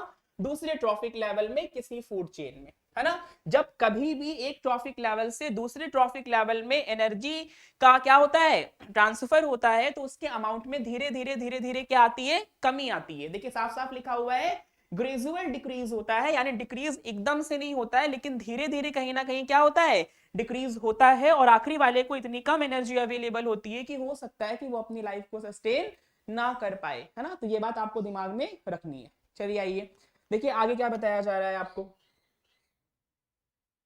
देखिए ये कुछ पिरामिड टाइप का बना हुआ है और इसे हम कहते हैं इकोलॉजिकल पिरामिड। क्या बोलते हैं मेरे बच्चे? इकोलॉजिकल पिरामिड के नाम से जानते हैं। जब कभी किसी फूड चेन के कंपोनेंट्स को, यानी वेरियस ट्रॉफिक लेवल को हम कैसे रिप्रेजेंट करते हैं? ज्योमेट्रिकली रिप्रेजेंट करते हैं। कैसे मेरे बच्चे? ज्योमेट्रिकली रिप्रेजेंट करते हैं। तो इसी को हम कहते हैं इकोलॉजिकल पिरामिड। तो ये इकोलॉजिकल पिरामिड है। और ये जो इकोलॉजिकल पिरामिड है वो डिफरेंट डिफरेंट के होते हैं। जैसे नंबर का इकोलॉजिकल पिरामिड होता है, मास का होता है, एनर्जी का होता है ना। और जो इकोलॉजिकल पिरामिड्स होते हैं वो सीधे भी बन सकते हैं और उल्टे भी बन सकते हैं। जैसे ये वाला जो है वो अपराइट है ना। और ये इकोलॉजिकल पिरामिड ऐसे भी बनाया जा सकता है, यानी कि इन्वर्टेड। तो जो इकोलॉजिकल पिरामिड होते हैं वो अपराइट भी होते हैं और इन्वर्टेड भी होते हैं। लेकिन एक बात याद रखिएगा कि जो एनर्जी का इकोलॉजिकल पिरामिड होता है वो हमेशा हमेशा सीधा ही बनता है ना। ये क्वेश्चन अच्छा भी है। आपके एग्जाम में पूछा भी जाता है कि एनर्जी का पिरामिड हमेशा सीधा बनता है, जबकि बायोमास और नंबर का पिरामिड सीधा भी बन सकता है और उल्टा भी बन सकता है। तो याद रखिएगा कि एनर्जी का पिरामिड सीधा इसलिए बनता है क्योंकि एनर्जी का फ्लो यूनिडायरेक्शनल होता है, और एनर्जी का फ्लो यूनिडायरेक्शनल होने की वजह से एनर्जी का पिरामिड ऑलवेज अपराइट होता है, जबकि बायोमास का पिरामिड या फिर नंबर का पिरामिड इन्वर्टेड भी हो सकता है, और इसके साथ साथ क्या हो सकता है बेटा, अपराइट भी हो सकता है। ठीक, लेकिन अगर आप बात करोगे कि एनर्जी के पिरामिड की, तो एनर्जी का पिरामिड ऑलवेज अपराइट होता है। ठीक है, तो यहाँ पे आपके सामने एक पिरामिड दिखाया जा रहा है जिसमें पहला ट्रॉफिक लेवल प्रोड्यूसर है, दूसरा प्राइमरी कंज्यूमर है, तीसरा सेकेंडरी कंज्यूमर है, और आखिरी में हमारे पास क्या है, टर्शरी कंज्यूमर, है ना। अब समझते हैं, थोड़ा सा ध्यान देंगे क्या चीजें बताई जा रही हैं। ये कह रहे हैं कि प्रोड्यूसर के पास 1000 किलो जूल एनर्जी अवेलेबल है।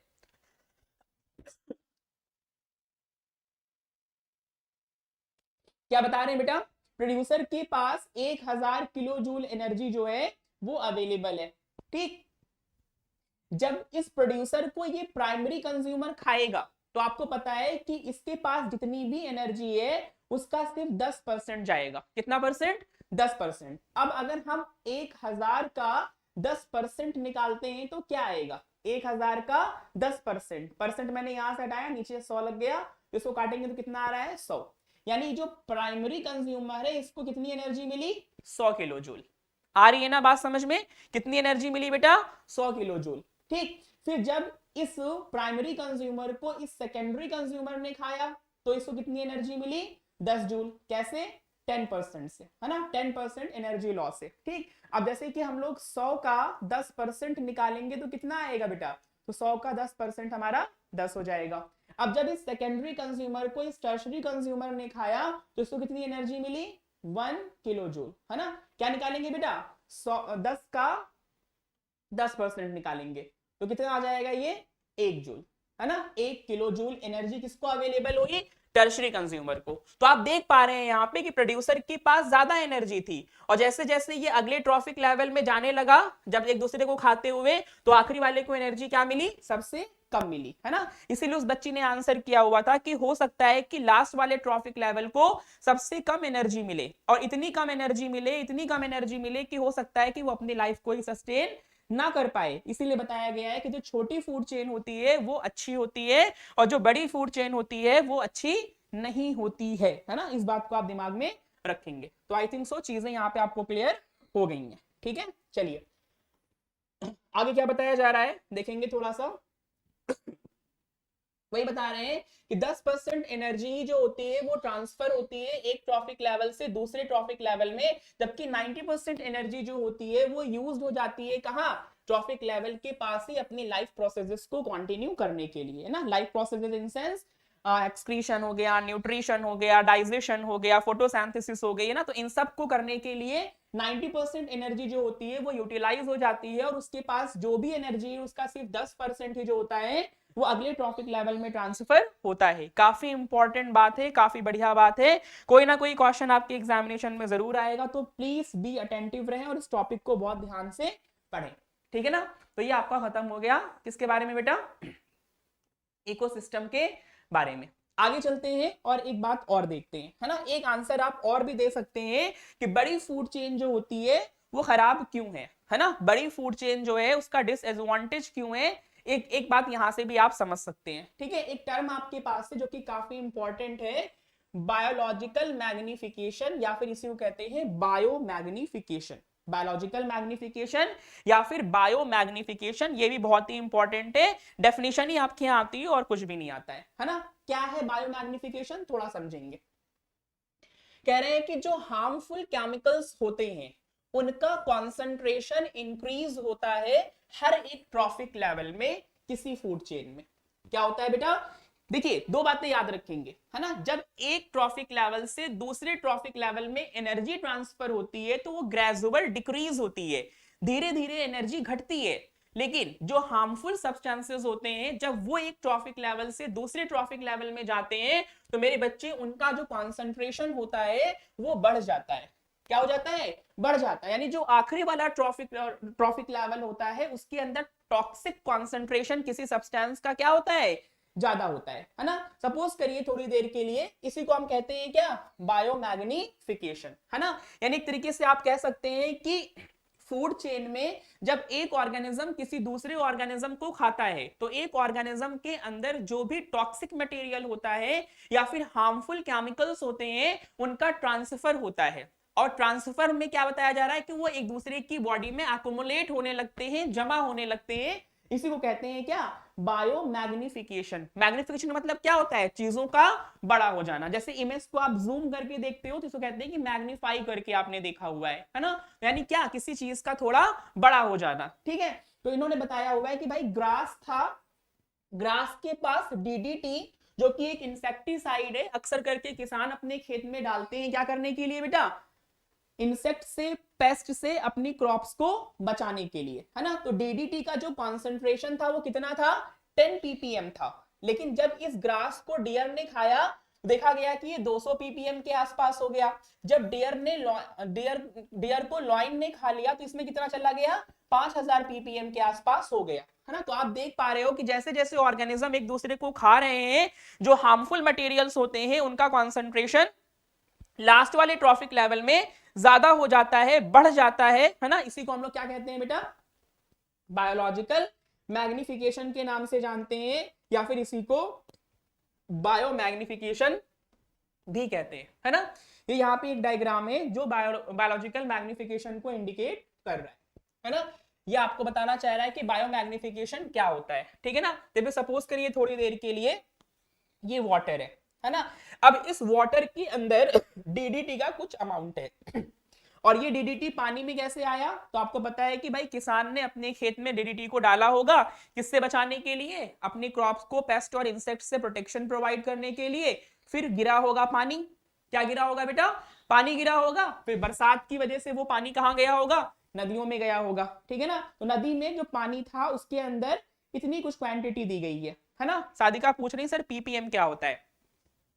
पीपीएम का मतलब होता है पार्ट्स पर मिलियन, पार्ट्स पर मिलियन। बेटा आप अभी अपने लेवल पे आप सिर्फ इतना समझ लीजिए कि कॉन्सेंट्रेशन की, यानी किसी सब्सटेंस की कॉन्सेंट्रेशन की ये यूनिट है ना। कॉन्सेंट्रेशन की यूनिट होती है ना। इसे कहते हैं पार्ट्स पर मिलियन, मतलब मिलियन में कुछ पार्ट, है ना। मिलियन में कुछ पार्ट क्या कहलाता है बेटा, आपका पीपीएम कहलाता है, ठीक है ना।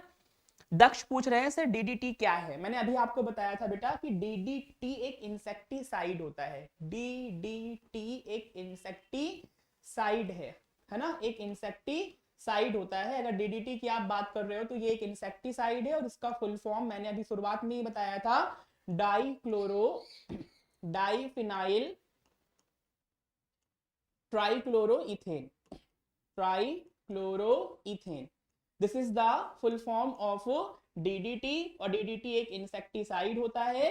किसान जो होता है वो अपने खेतों में इसे डालता है ताकि अपनी क्रॉप्स को, अपनी फसल को वो किससे बचा सके, इंसेक्ट से, पेस्ट से प्रोटेक्शन प्रोवाइड कर सके, ठीक है ना। और पीपीएम की बात आप सादिका जो कर रहे हो बेटा, तो पीपीएम का मतलब एक कॉमन सा होता है, कॉन्सेंट्रेशन की यूनिट, है ना। कॉन्सेंट्रेशन आप समझते होंगे, तो कॉन्सेंट्रेशन की जो यूनिट होती है या कॉन्सेंट्रेशन को रिप्रेजेंट करने का एक मेथड जो होता है वो पीपीएम होता है, ठीक है।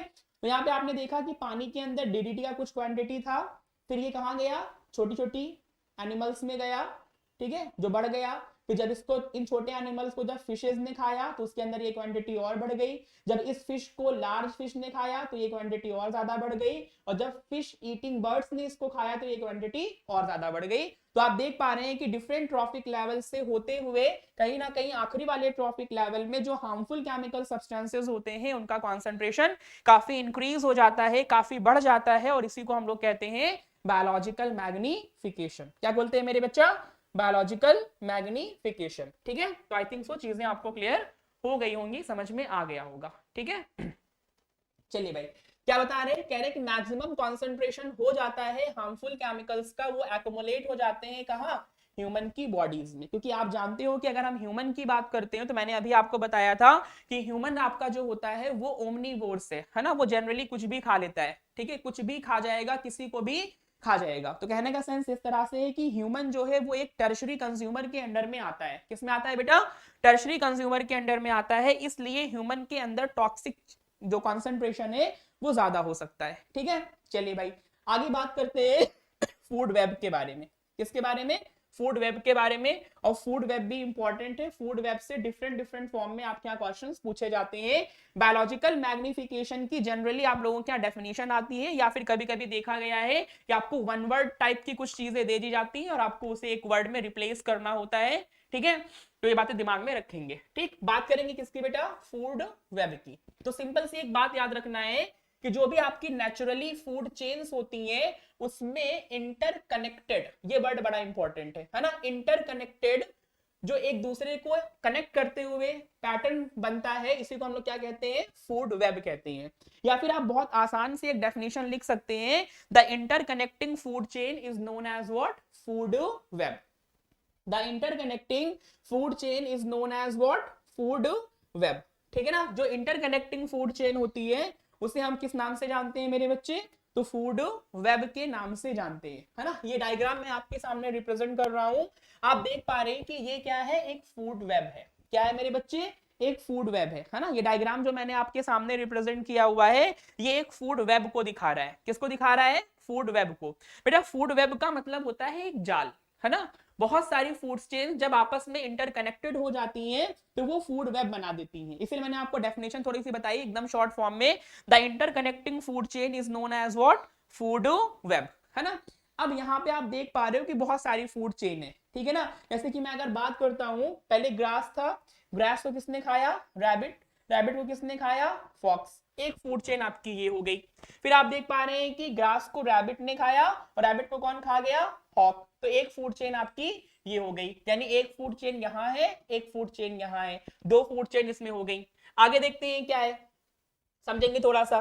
ग्रास था, ग्रास को किसने खाया? माउस। और माउस को कौन खा गया? फॉक, है ना। तो एक फूड चेन ये बन गई, तीन फूड चेन हो गई। आगे देखते हैं, ग्रास था, है ना, ग्रास को किसने खाया? माउस। माउस को किसने खा लिया? ऑल। तो एक फूड चेन आपकी ये हो गई, चार फूड चेन हो गई इसमें, है ना। फिर देखते हैं, ग्रास था, ग्रास को किसने खाया? ग्रास ऑपर। ग्रास ऑपर को फ्रॉग, और फ्रॉग को कौन खा गया? ऑल, यानी पांचवी फूड चेन ये हो गई आपकी। फिर आगे देखते हैं, ग्रास था, ग्रास को ग्रास ऑपर ने खाया, उसको बर्ड्स ने खा लिया, और बर्ड्स को किसने खा लिया? स्नेक ने खा लिया। तो छठी फूड चेन आपकी ये हो गई। फिर एक फूड चेन ये भी है ना, ग्रास था, ग्रास को ग्रास ऑपर ने खाया, फिर उसको फ्रॉग ने खा लिया, और फ्रॉग को किसने खा लिया? स्नेक ने खा लिया। तो आप देख पा रहे हैं कि यहाँ पे 7 फूड चेन है। कितनी मेरे बच्चे? 7 फूड चेन आपको यहाँ पे नजर आ रही है, 7 फूड चेन। और इस तरह का क्वेश्चन आपके एग्जामिनेशन में पता नहीं कितनी बार पूछा गया है, पता नहीं कितनी बार ये चीज आई हुई है कि आपको ऐसे एक फूड वेब बना करके दे दी जाती है और आपसे पूछा जाता है कि इसमें कितनी फूड चेन है। तो बहुत ध्यान से, बहुत आराम से सर्च करने की जरूरत है, पेशेंस के साथ आप ये काम करिएगा और ढूंढिएगा कि इसमें कितनी फूड चेन प्रेजेंट है ना। और डेफिनेशन की अगर बात आती है तो सिंपल सी बात आप याद रखिएगा कि इंटरकनेक्टिंग फूड चेन को आप किस नाम से जानते हैं मेरे बच्चे? फूड वेब बोलते हैं, है ना। Interconnecting food chain is known as what? Food web. चलिए भाई आगे चलते हैं। कह रहे हैं loss of energy at each step, यानी हर एक ट्रॉफिक लेवल पे जो एनर्जी का लॉस हुआ है is very high, so very little amount of energy remains after 4 trophic level. जो बात मैंने अभी आपसे पूछी थी वही बात है ये, है ना भाई। हर एक ट्रॉफिक लेवल पे कहीं ना कहीं एनर्जी का क्या हो रहा है? बहुत ज्यादा लॉस हो रहा है, इसलिए आखिरी वाले ट्रॉफिक लेवल को क्या मिलेगी? सबसे कम एनर्जी मिलेगी। और हो सकता है कि इस आखिरी वाले ट्रॉफिक लेवल को इतनी कम एनर्जी मिले कि हो सकता है कि ये अपनी लाइफ को सस्टेन ना कर पाए और इसकी क्या हो जाए? डेथ हो जाए, है ना। इसलिए आपको याद रखना है कि फूड चेन का बहुत बड़ा होना सही चीज नहीं है। चलिए कह रहे हैं जो बिग पॉपुलेशंस होती हैं एट लोअर ट्रॉफिक लेवल, यार सीधी सी एक बात है, आपको खुद भी पता है, जैसे नॉर्मली आपने सुना होगा कि एक जंगल में एक ही शेर राज करता है ना। एक जंगल में एक ही शेर राज करता है, आपने ऐसी कोई कहावत सुनी होगी। तो कहने का सेंस ये है कि जो लोअर ट्रॉफिक लेवल्स होते हैं उसमें चीजें ज्यादा होती हैं, फिर जैसे जैसे आप ऊपर जाते हो क्वांटिटी क्या होने लगती है? घटने लगती है ना। जैसे कि आप यहाँ पे अगर थोड़ी सी एक बात करते हैं, हम समझते हैं इस चीज को थोड़ा सा, ठीक है। जैसे ये है, तो यहाँ पे अगर मैं बात करता हूँ ग्रासेस की, तो ग्रासेस की क्वांटिटी क्या होगी, ज्यादा होगी, शायद प्रोड्यूसर सबसे ज्यादा होंगे, फिर इसमें ग्रास हॉपर उससे कम हो जाएंगे, फ्रॉग उससे कम हो जाएंगे, स्नेक उससे कम हो जाएंगे, और जो हॉक होगा वो उससे भी कम होगा, है ना। यानी कहने की बात ये है कि जैसे जैसे आप अपर लोअर ट्रॉफिक लेवल से अपर ट्रॉफिक लेवल में जाते हैं, ऑर्गेनिजम्स के जो नंबर होते हैं वो कम हो जाते हैं, है ना। यही बात आपको बताई जा रही है कि जैसे जैसे आप कहा जाते हैं एक बिग पॉपुलेशन की तरफ जाते हैं, तो कह रहा है कि एक बिग पॉपुलेशन में क्या होता है,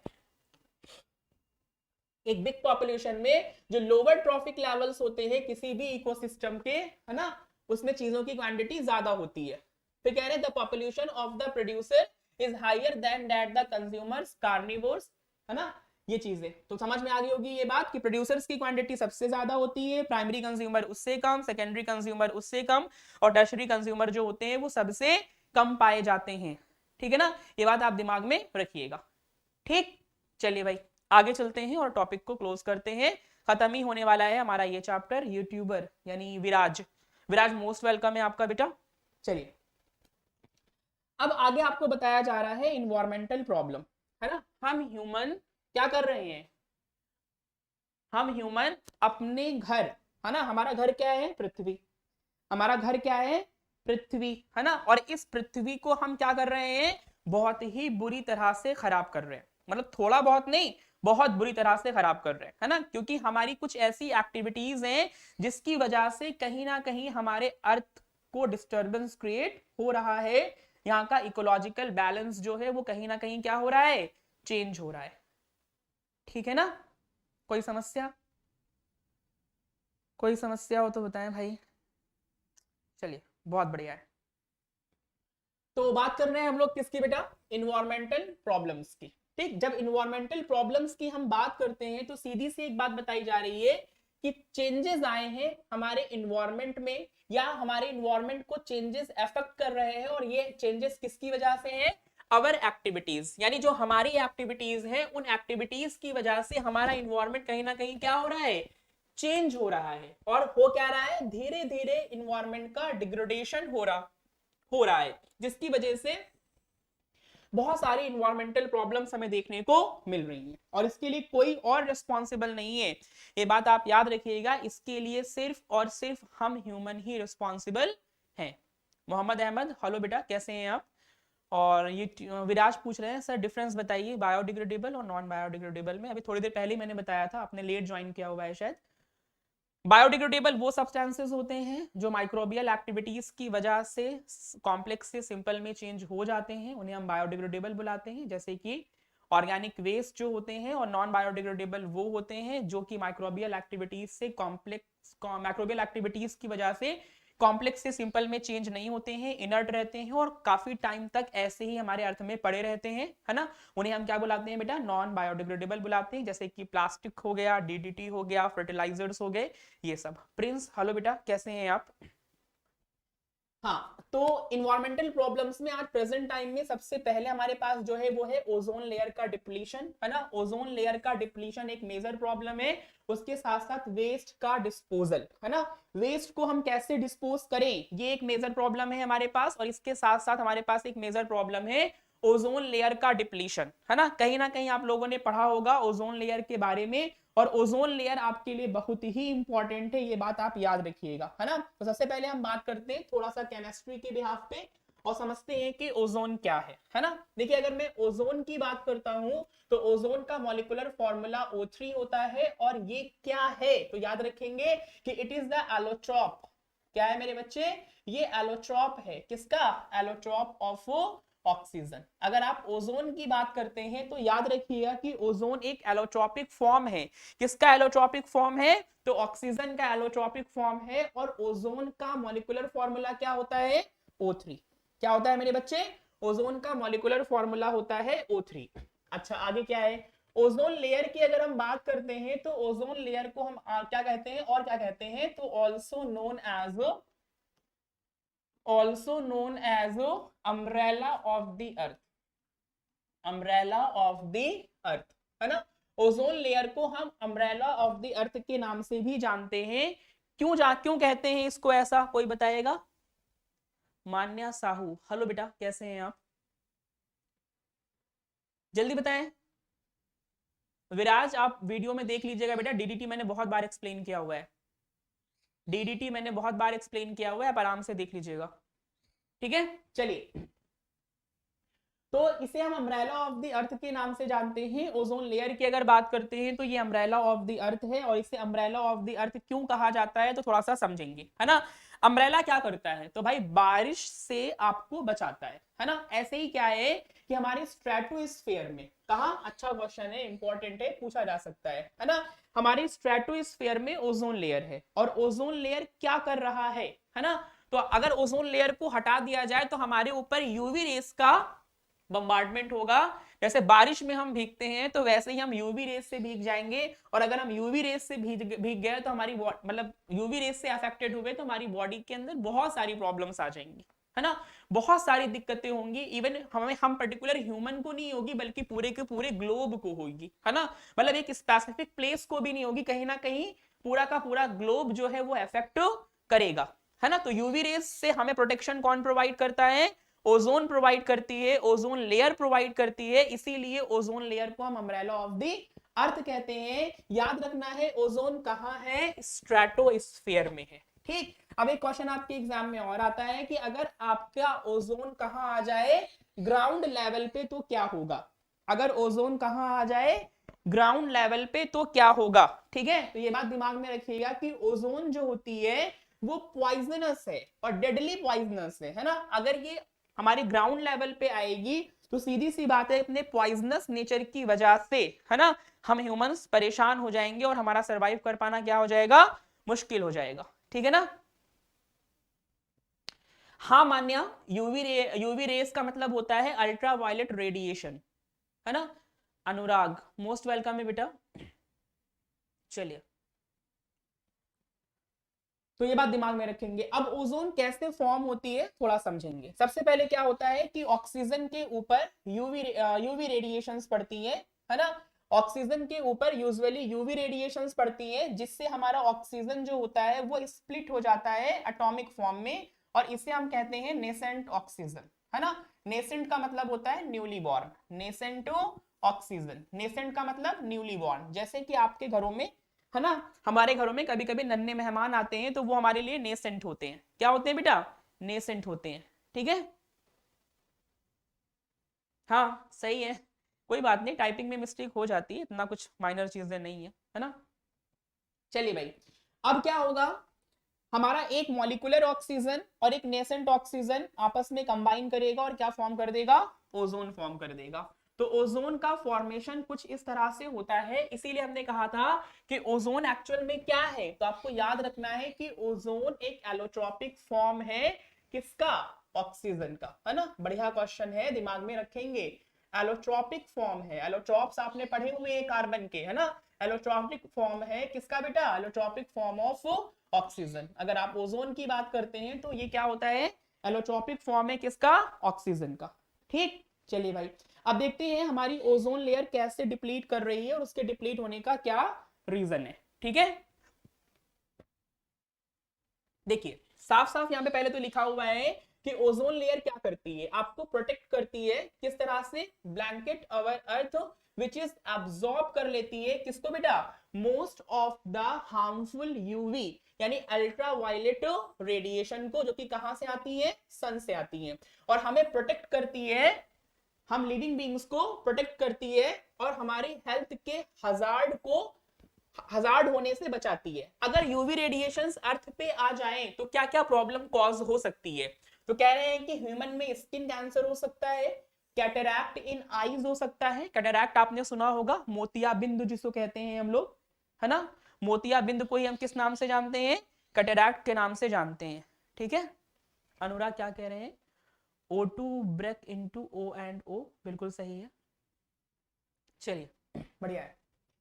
हाँ, इसके साथ साथ क्या होता है? हमारा इम्यून सिस्टम वीक हो जाएगा, डिस्ट्रक्शन हो जाएगा किसका? प्लांट का, यानी प्लांट में क्लोरोफिल वगैरह जो होगा वो डिस्ट्रॉय हो जाएगा। ये तो है हार्मफुल इफेक्ट्स अगर ओजोन लेयर डिप्लीशन होता है। अगर ये क्वेश्चन अगर आपका आता है कि अगर ओजोन लेयर डिप्लीशन ज्यादा होगा तो क्या प्रॉब्लम्स आएंगी। तो भाई ह्यूमन में स्किन कैंसर होगा, कैटरैक्ट हो जाएगा आंखों में, इम्यूनिटी वीक हो जाएगी और प्लांट के अंदर क्लोरोफिल वगैरह का क्या हो जाएगा, डिस्ट्रक्शन हो जाएगा, है ना। तो ये हार्मफुल इफेक्ट्स हैं अगर ओजोन लेयर डिप्लीशन ज्यादा होता है तो।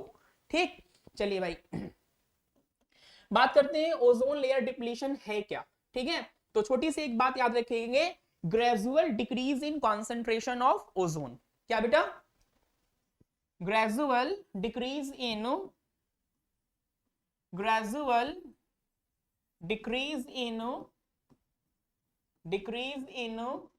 concentration of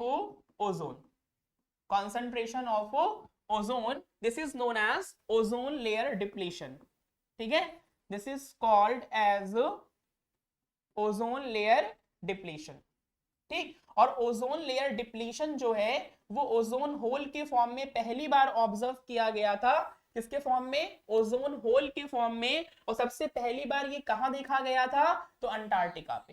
किस पे बेटा, अंटार्कटिका पे, है ना। ये छोटी छोटी सी बातें हैं और ये शायद आप पहली बार नहीं सुन रहे होंगे, आपने इसके बारे में कहीं ना कहीं जरूर सुन रखा होगा। ठीक है, तो ग्रेजुअल डिक्रीज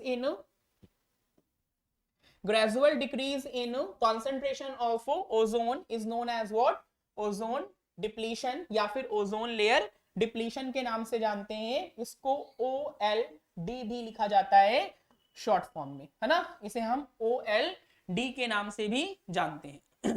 चलिए भाई, अब बताया जा रहा है कि क्या रीजन है ओजोन लेयर डिप्लीशन के। अगर आप बात करते हैं कि ओजोन लेयर क्यों डिप्लीट हो रही है, तो अगर उसके रीजन की बात करते हैं तो ओजोन लेयर डिप्लीशन के कुछ सबसे मेन जो कॉज है ओजोन लेयर डिप्लीशन का, वो है CFC, है ना। सभी लोगों को पता है, क्लोरोफ्लोरोकार्बन। क्या फुल फॉर्म है बेटा इसका, क्लोरोफ्लोरोकार्बन, है ना। क्लोरोफ्लोरोकार्बन एक तरह का क्या है, पॉल्यूटेंट्स है, जो कहां से निकलता है बच्चे, हमारी फ्रिज और एसी, यानी जो हमारे कूलिंग एपरेटस होते हैं वहां से एक सब्सटेंस रिलीज होता है जिसका नाम है CFC। और ये CFC ओजोन लेयर डिप्लीशन के लिए रिस्पॉन्सिबल होता है ना। इसके साथ साथ और भी बहुत सारे सब्सटेंसेस होते हैं, लेकिन CFC सबसे मेन है। कह रहे हैं CFC है जो कि सिंथेटिक नेचर का होता है। बहुत सारे इनर्ट केमिकल्स हैं जैसे कि फ्रेयॉन्स इसके अंदर पाया जाता है। Freons, CFC is a kind of freon ही है जो कहां यूज होता है, रेफ्रिजरेटर्स में यूज होता है। इसके साथ साथ फायर एक्सटिंग्विशर्स में यूज होता है और यही रिस्पॉन्सिबल है ओजोन लेयर को डिप्लीट करने के लिए। ये बात आप याद रखिएगा। ठीक, फिर क्या हुआ था, एक बहुत ही इंपॉर्टेंट इंसिडेंट है, पूछा जाता है ये आप लोगों के यहाँ, आपके यहाँ तो कम लेकिन कॉम्पिटिटिव एग्जाम्स में ज्यादा आता है ना। क्योटो प्रोटोकॉल, है ना, इसे कहते हैं क्योटो प्रोटोकॉल, है ना, जो कि एक तरह का एग्रीमेंट था इस चीज को लेकर के। ठीक है, किसने बनाया था, UNEP। इसका फुल फॉर्म इंपॉर्टेंट है और पूछ लिया जाता है। UNEP का फुल फॉर्म क्या है, यूनाइटेड नेशन इन्वायरमेंट प्रोग्राम। क्या नाम है बेटा इसका, यूनाइटेड नेशन इन्वायरमेंट प्रोग्राम, जो कि हेल्ड हुआ था 1986 में, है ना। और एक प्रोटोकॉल हम लोगों ने बनाया था जिसका नाम था क्योटो प्रोटोकॉल। और इस प्रोटोकॉल में डिटर्मिनेशन इस चीज को लेकर के था कि हम अपनी ओजोन को कैसे प्रोटेक्ट करेंगे या ओजोन लेयर को किस तरह से प्रोटेक्ट किया जाएगा। बात समझ गए। तो ओजोन लेयर को प्रोटेक्ट करने के लिए UNEP यानी यूनाइटेड नेशन इन्वायरमेंट प्रोग्राम ने 1986 में एक प्रोटोकॉल लॉन्च किया था जिसका नाम था क्योटो प्रोटोकॉल, जिसमें ओजोन लेयर के प्रोटेक्शन की बात करी गई थी। वो भी किसी स्पेसिफिक कंट्री से नहीं, है ना, सभी लोगों से ये बात कही गई थी, सभी नेशन से ये बात कही गई थी कि भाई हम लोग क्या करेंगे, CFC का कम से कम प्रोडक्शन करेंगे ताकि ओजोन लेयर को बचाया जा सके। ठीक है, मान्या कह रही sir please define ozone hole. आप सिंपल सा बता सकते हैं, gradual decrease in concentration of ozone is known as ozone layer depletion which is also known as ozone whole.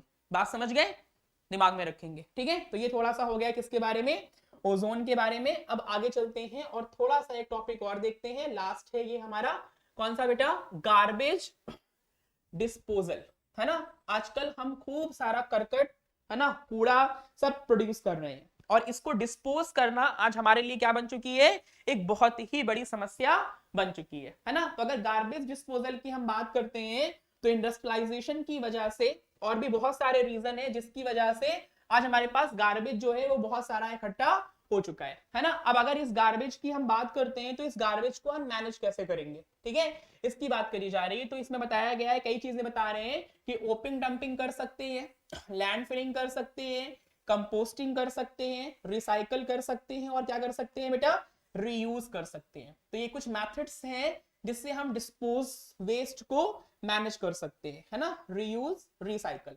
एक इंपॉर्टेंट बात भी है, कभी कभी आप लोगों के एग्जामिनेशन में पूछ भी लिया जाता है ना, 3R सिस्टम।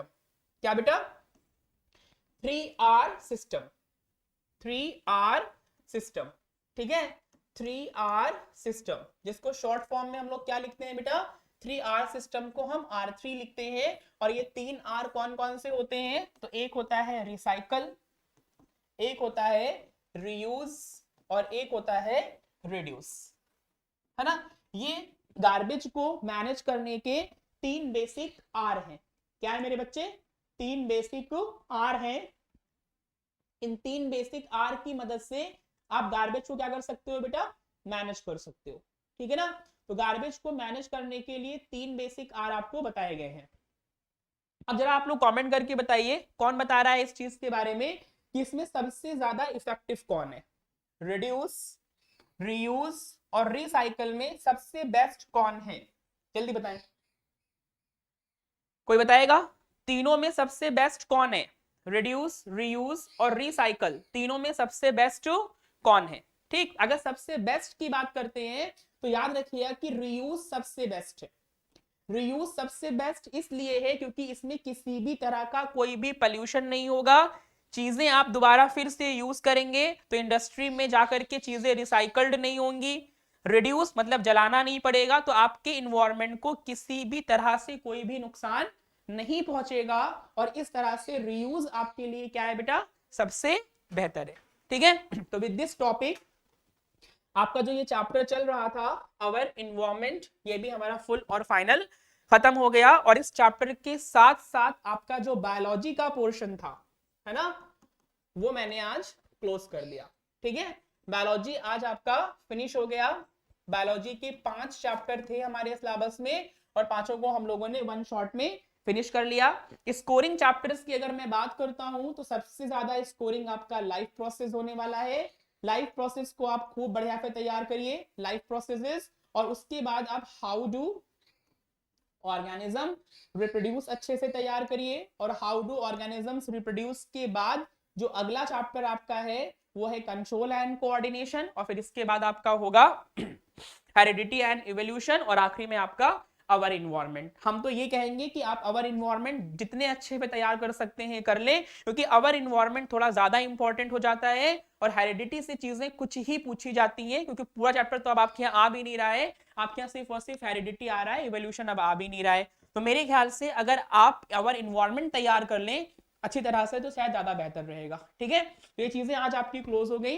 बायोलॉजी का सेशन आपका कंप्लीट हो गया। बायोलॉजी में जो भी चीजें थी वो सब आपको समझा दी गई है। अब जो आगे आपको करना है, यानी जो हम कल से स्टार्ट करेंगे, कल से हम केमिस्ट्री स्टार्ट करेंगे बेटा, ठीक है ना। कल से हम स्टार्ट करेंगे अपना केमिस्ट्री। केमिस्ट्री में हमारे पास 4 चैप्टर्स है ना।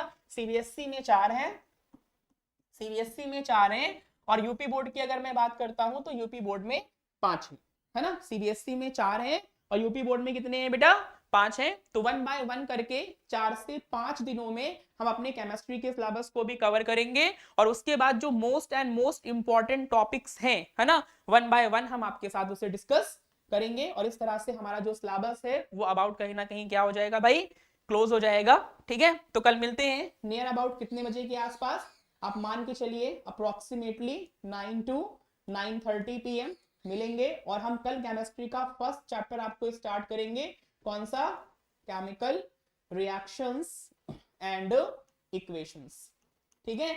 इस चैप्टर को हम स्टार्ट करेंगे, जो भी इंपॉर्टेंट चीजें हैं इसमें वो हम लोग डिस्कस करेंगे। वैसे तो ये चैप्टर सिर्फ इसलिए रखा गया है ताकि आपको केमिकल रिएक्शंस और केमिकल इक्वेशंस बनाना आ जाए, और कोई एम नहीं है इस चैप्टर को इस स्टैंडर्ड में रखने का, ठीक है। चलिए भाई ठीक है, चलते हैं, सभी लोग अपना ख्याल रखें और पढ़ाई पे एकदम फुल ऑन कंसंट्रेट करें, जितनी अच्छे से चीजें आप कर सकते हैं करें, ठीक है। और बाकी इधर से जो भी हेल्प चाहिए आप कमेंट सेक्शन में बता दिया करें, ठीक है, वो चीज़ें आप लोगों के लिए कर दी जाएंगी। ठीक है भाई, आज के लिए इतना ही रखते हैं। Good night and have a nice day.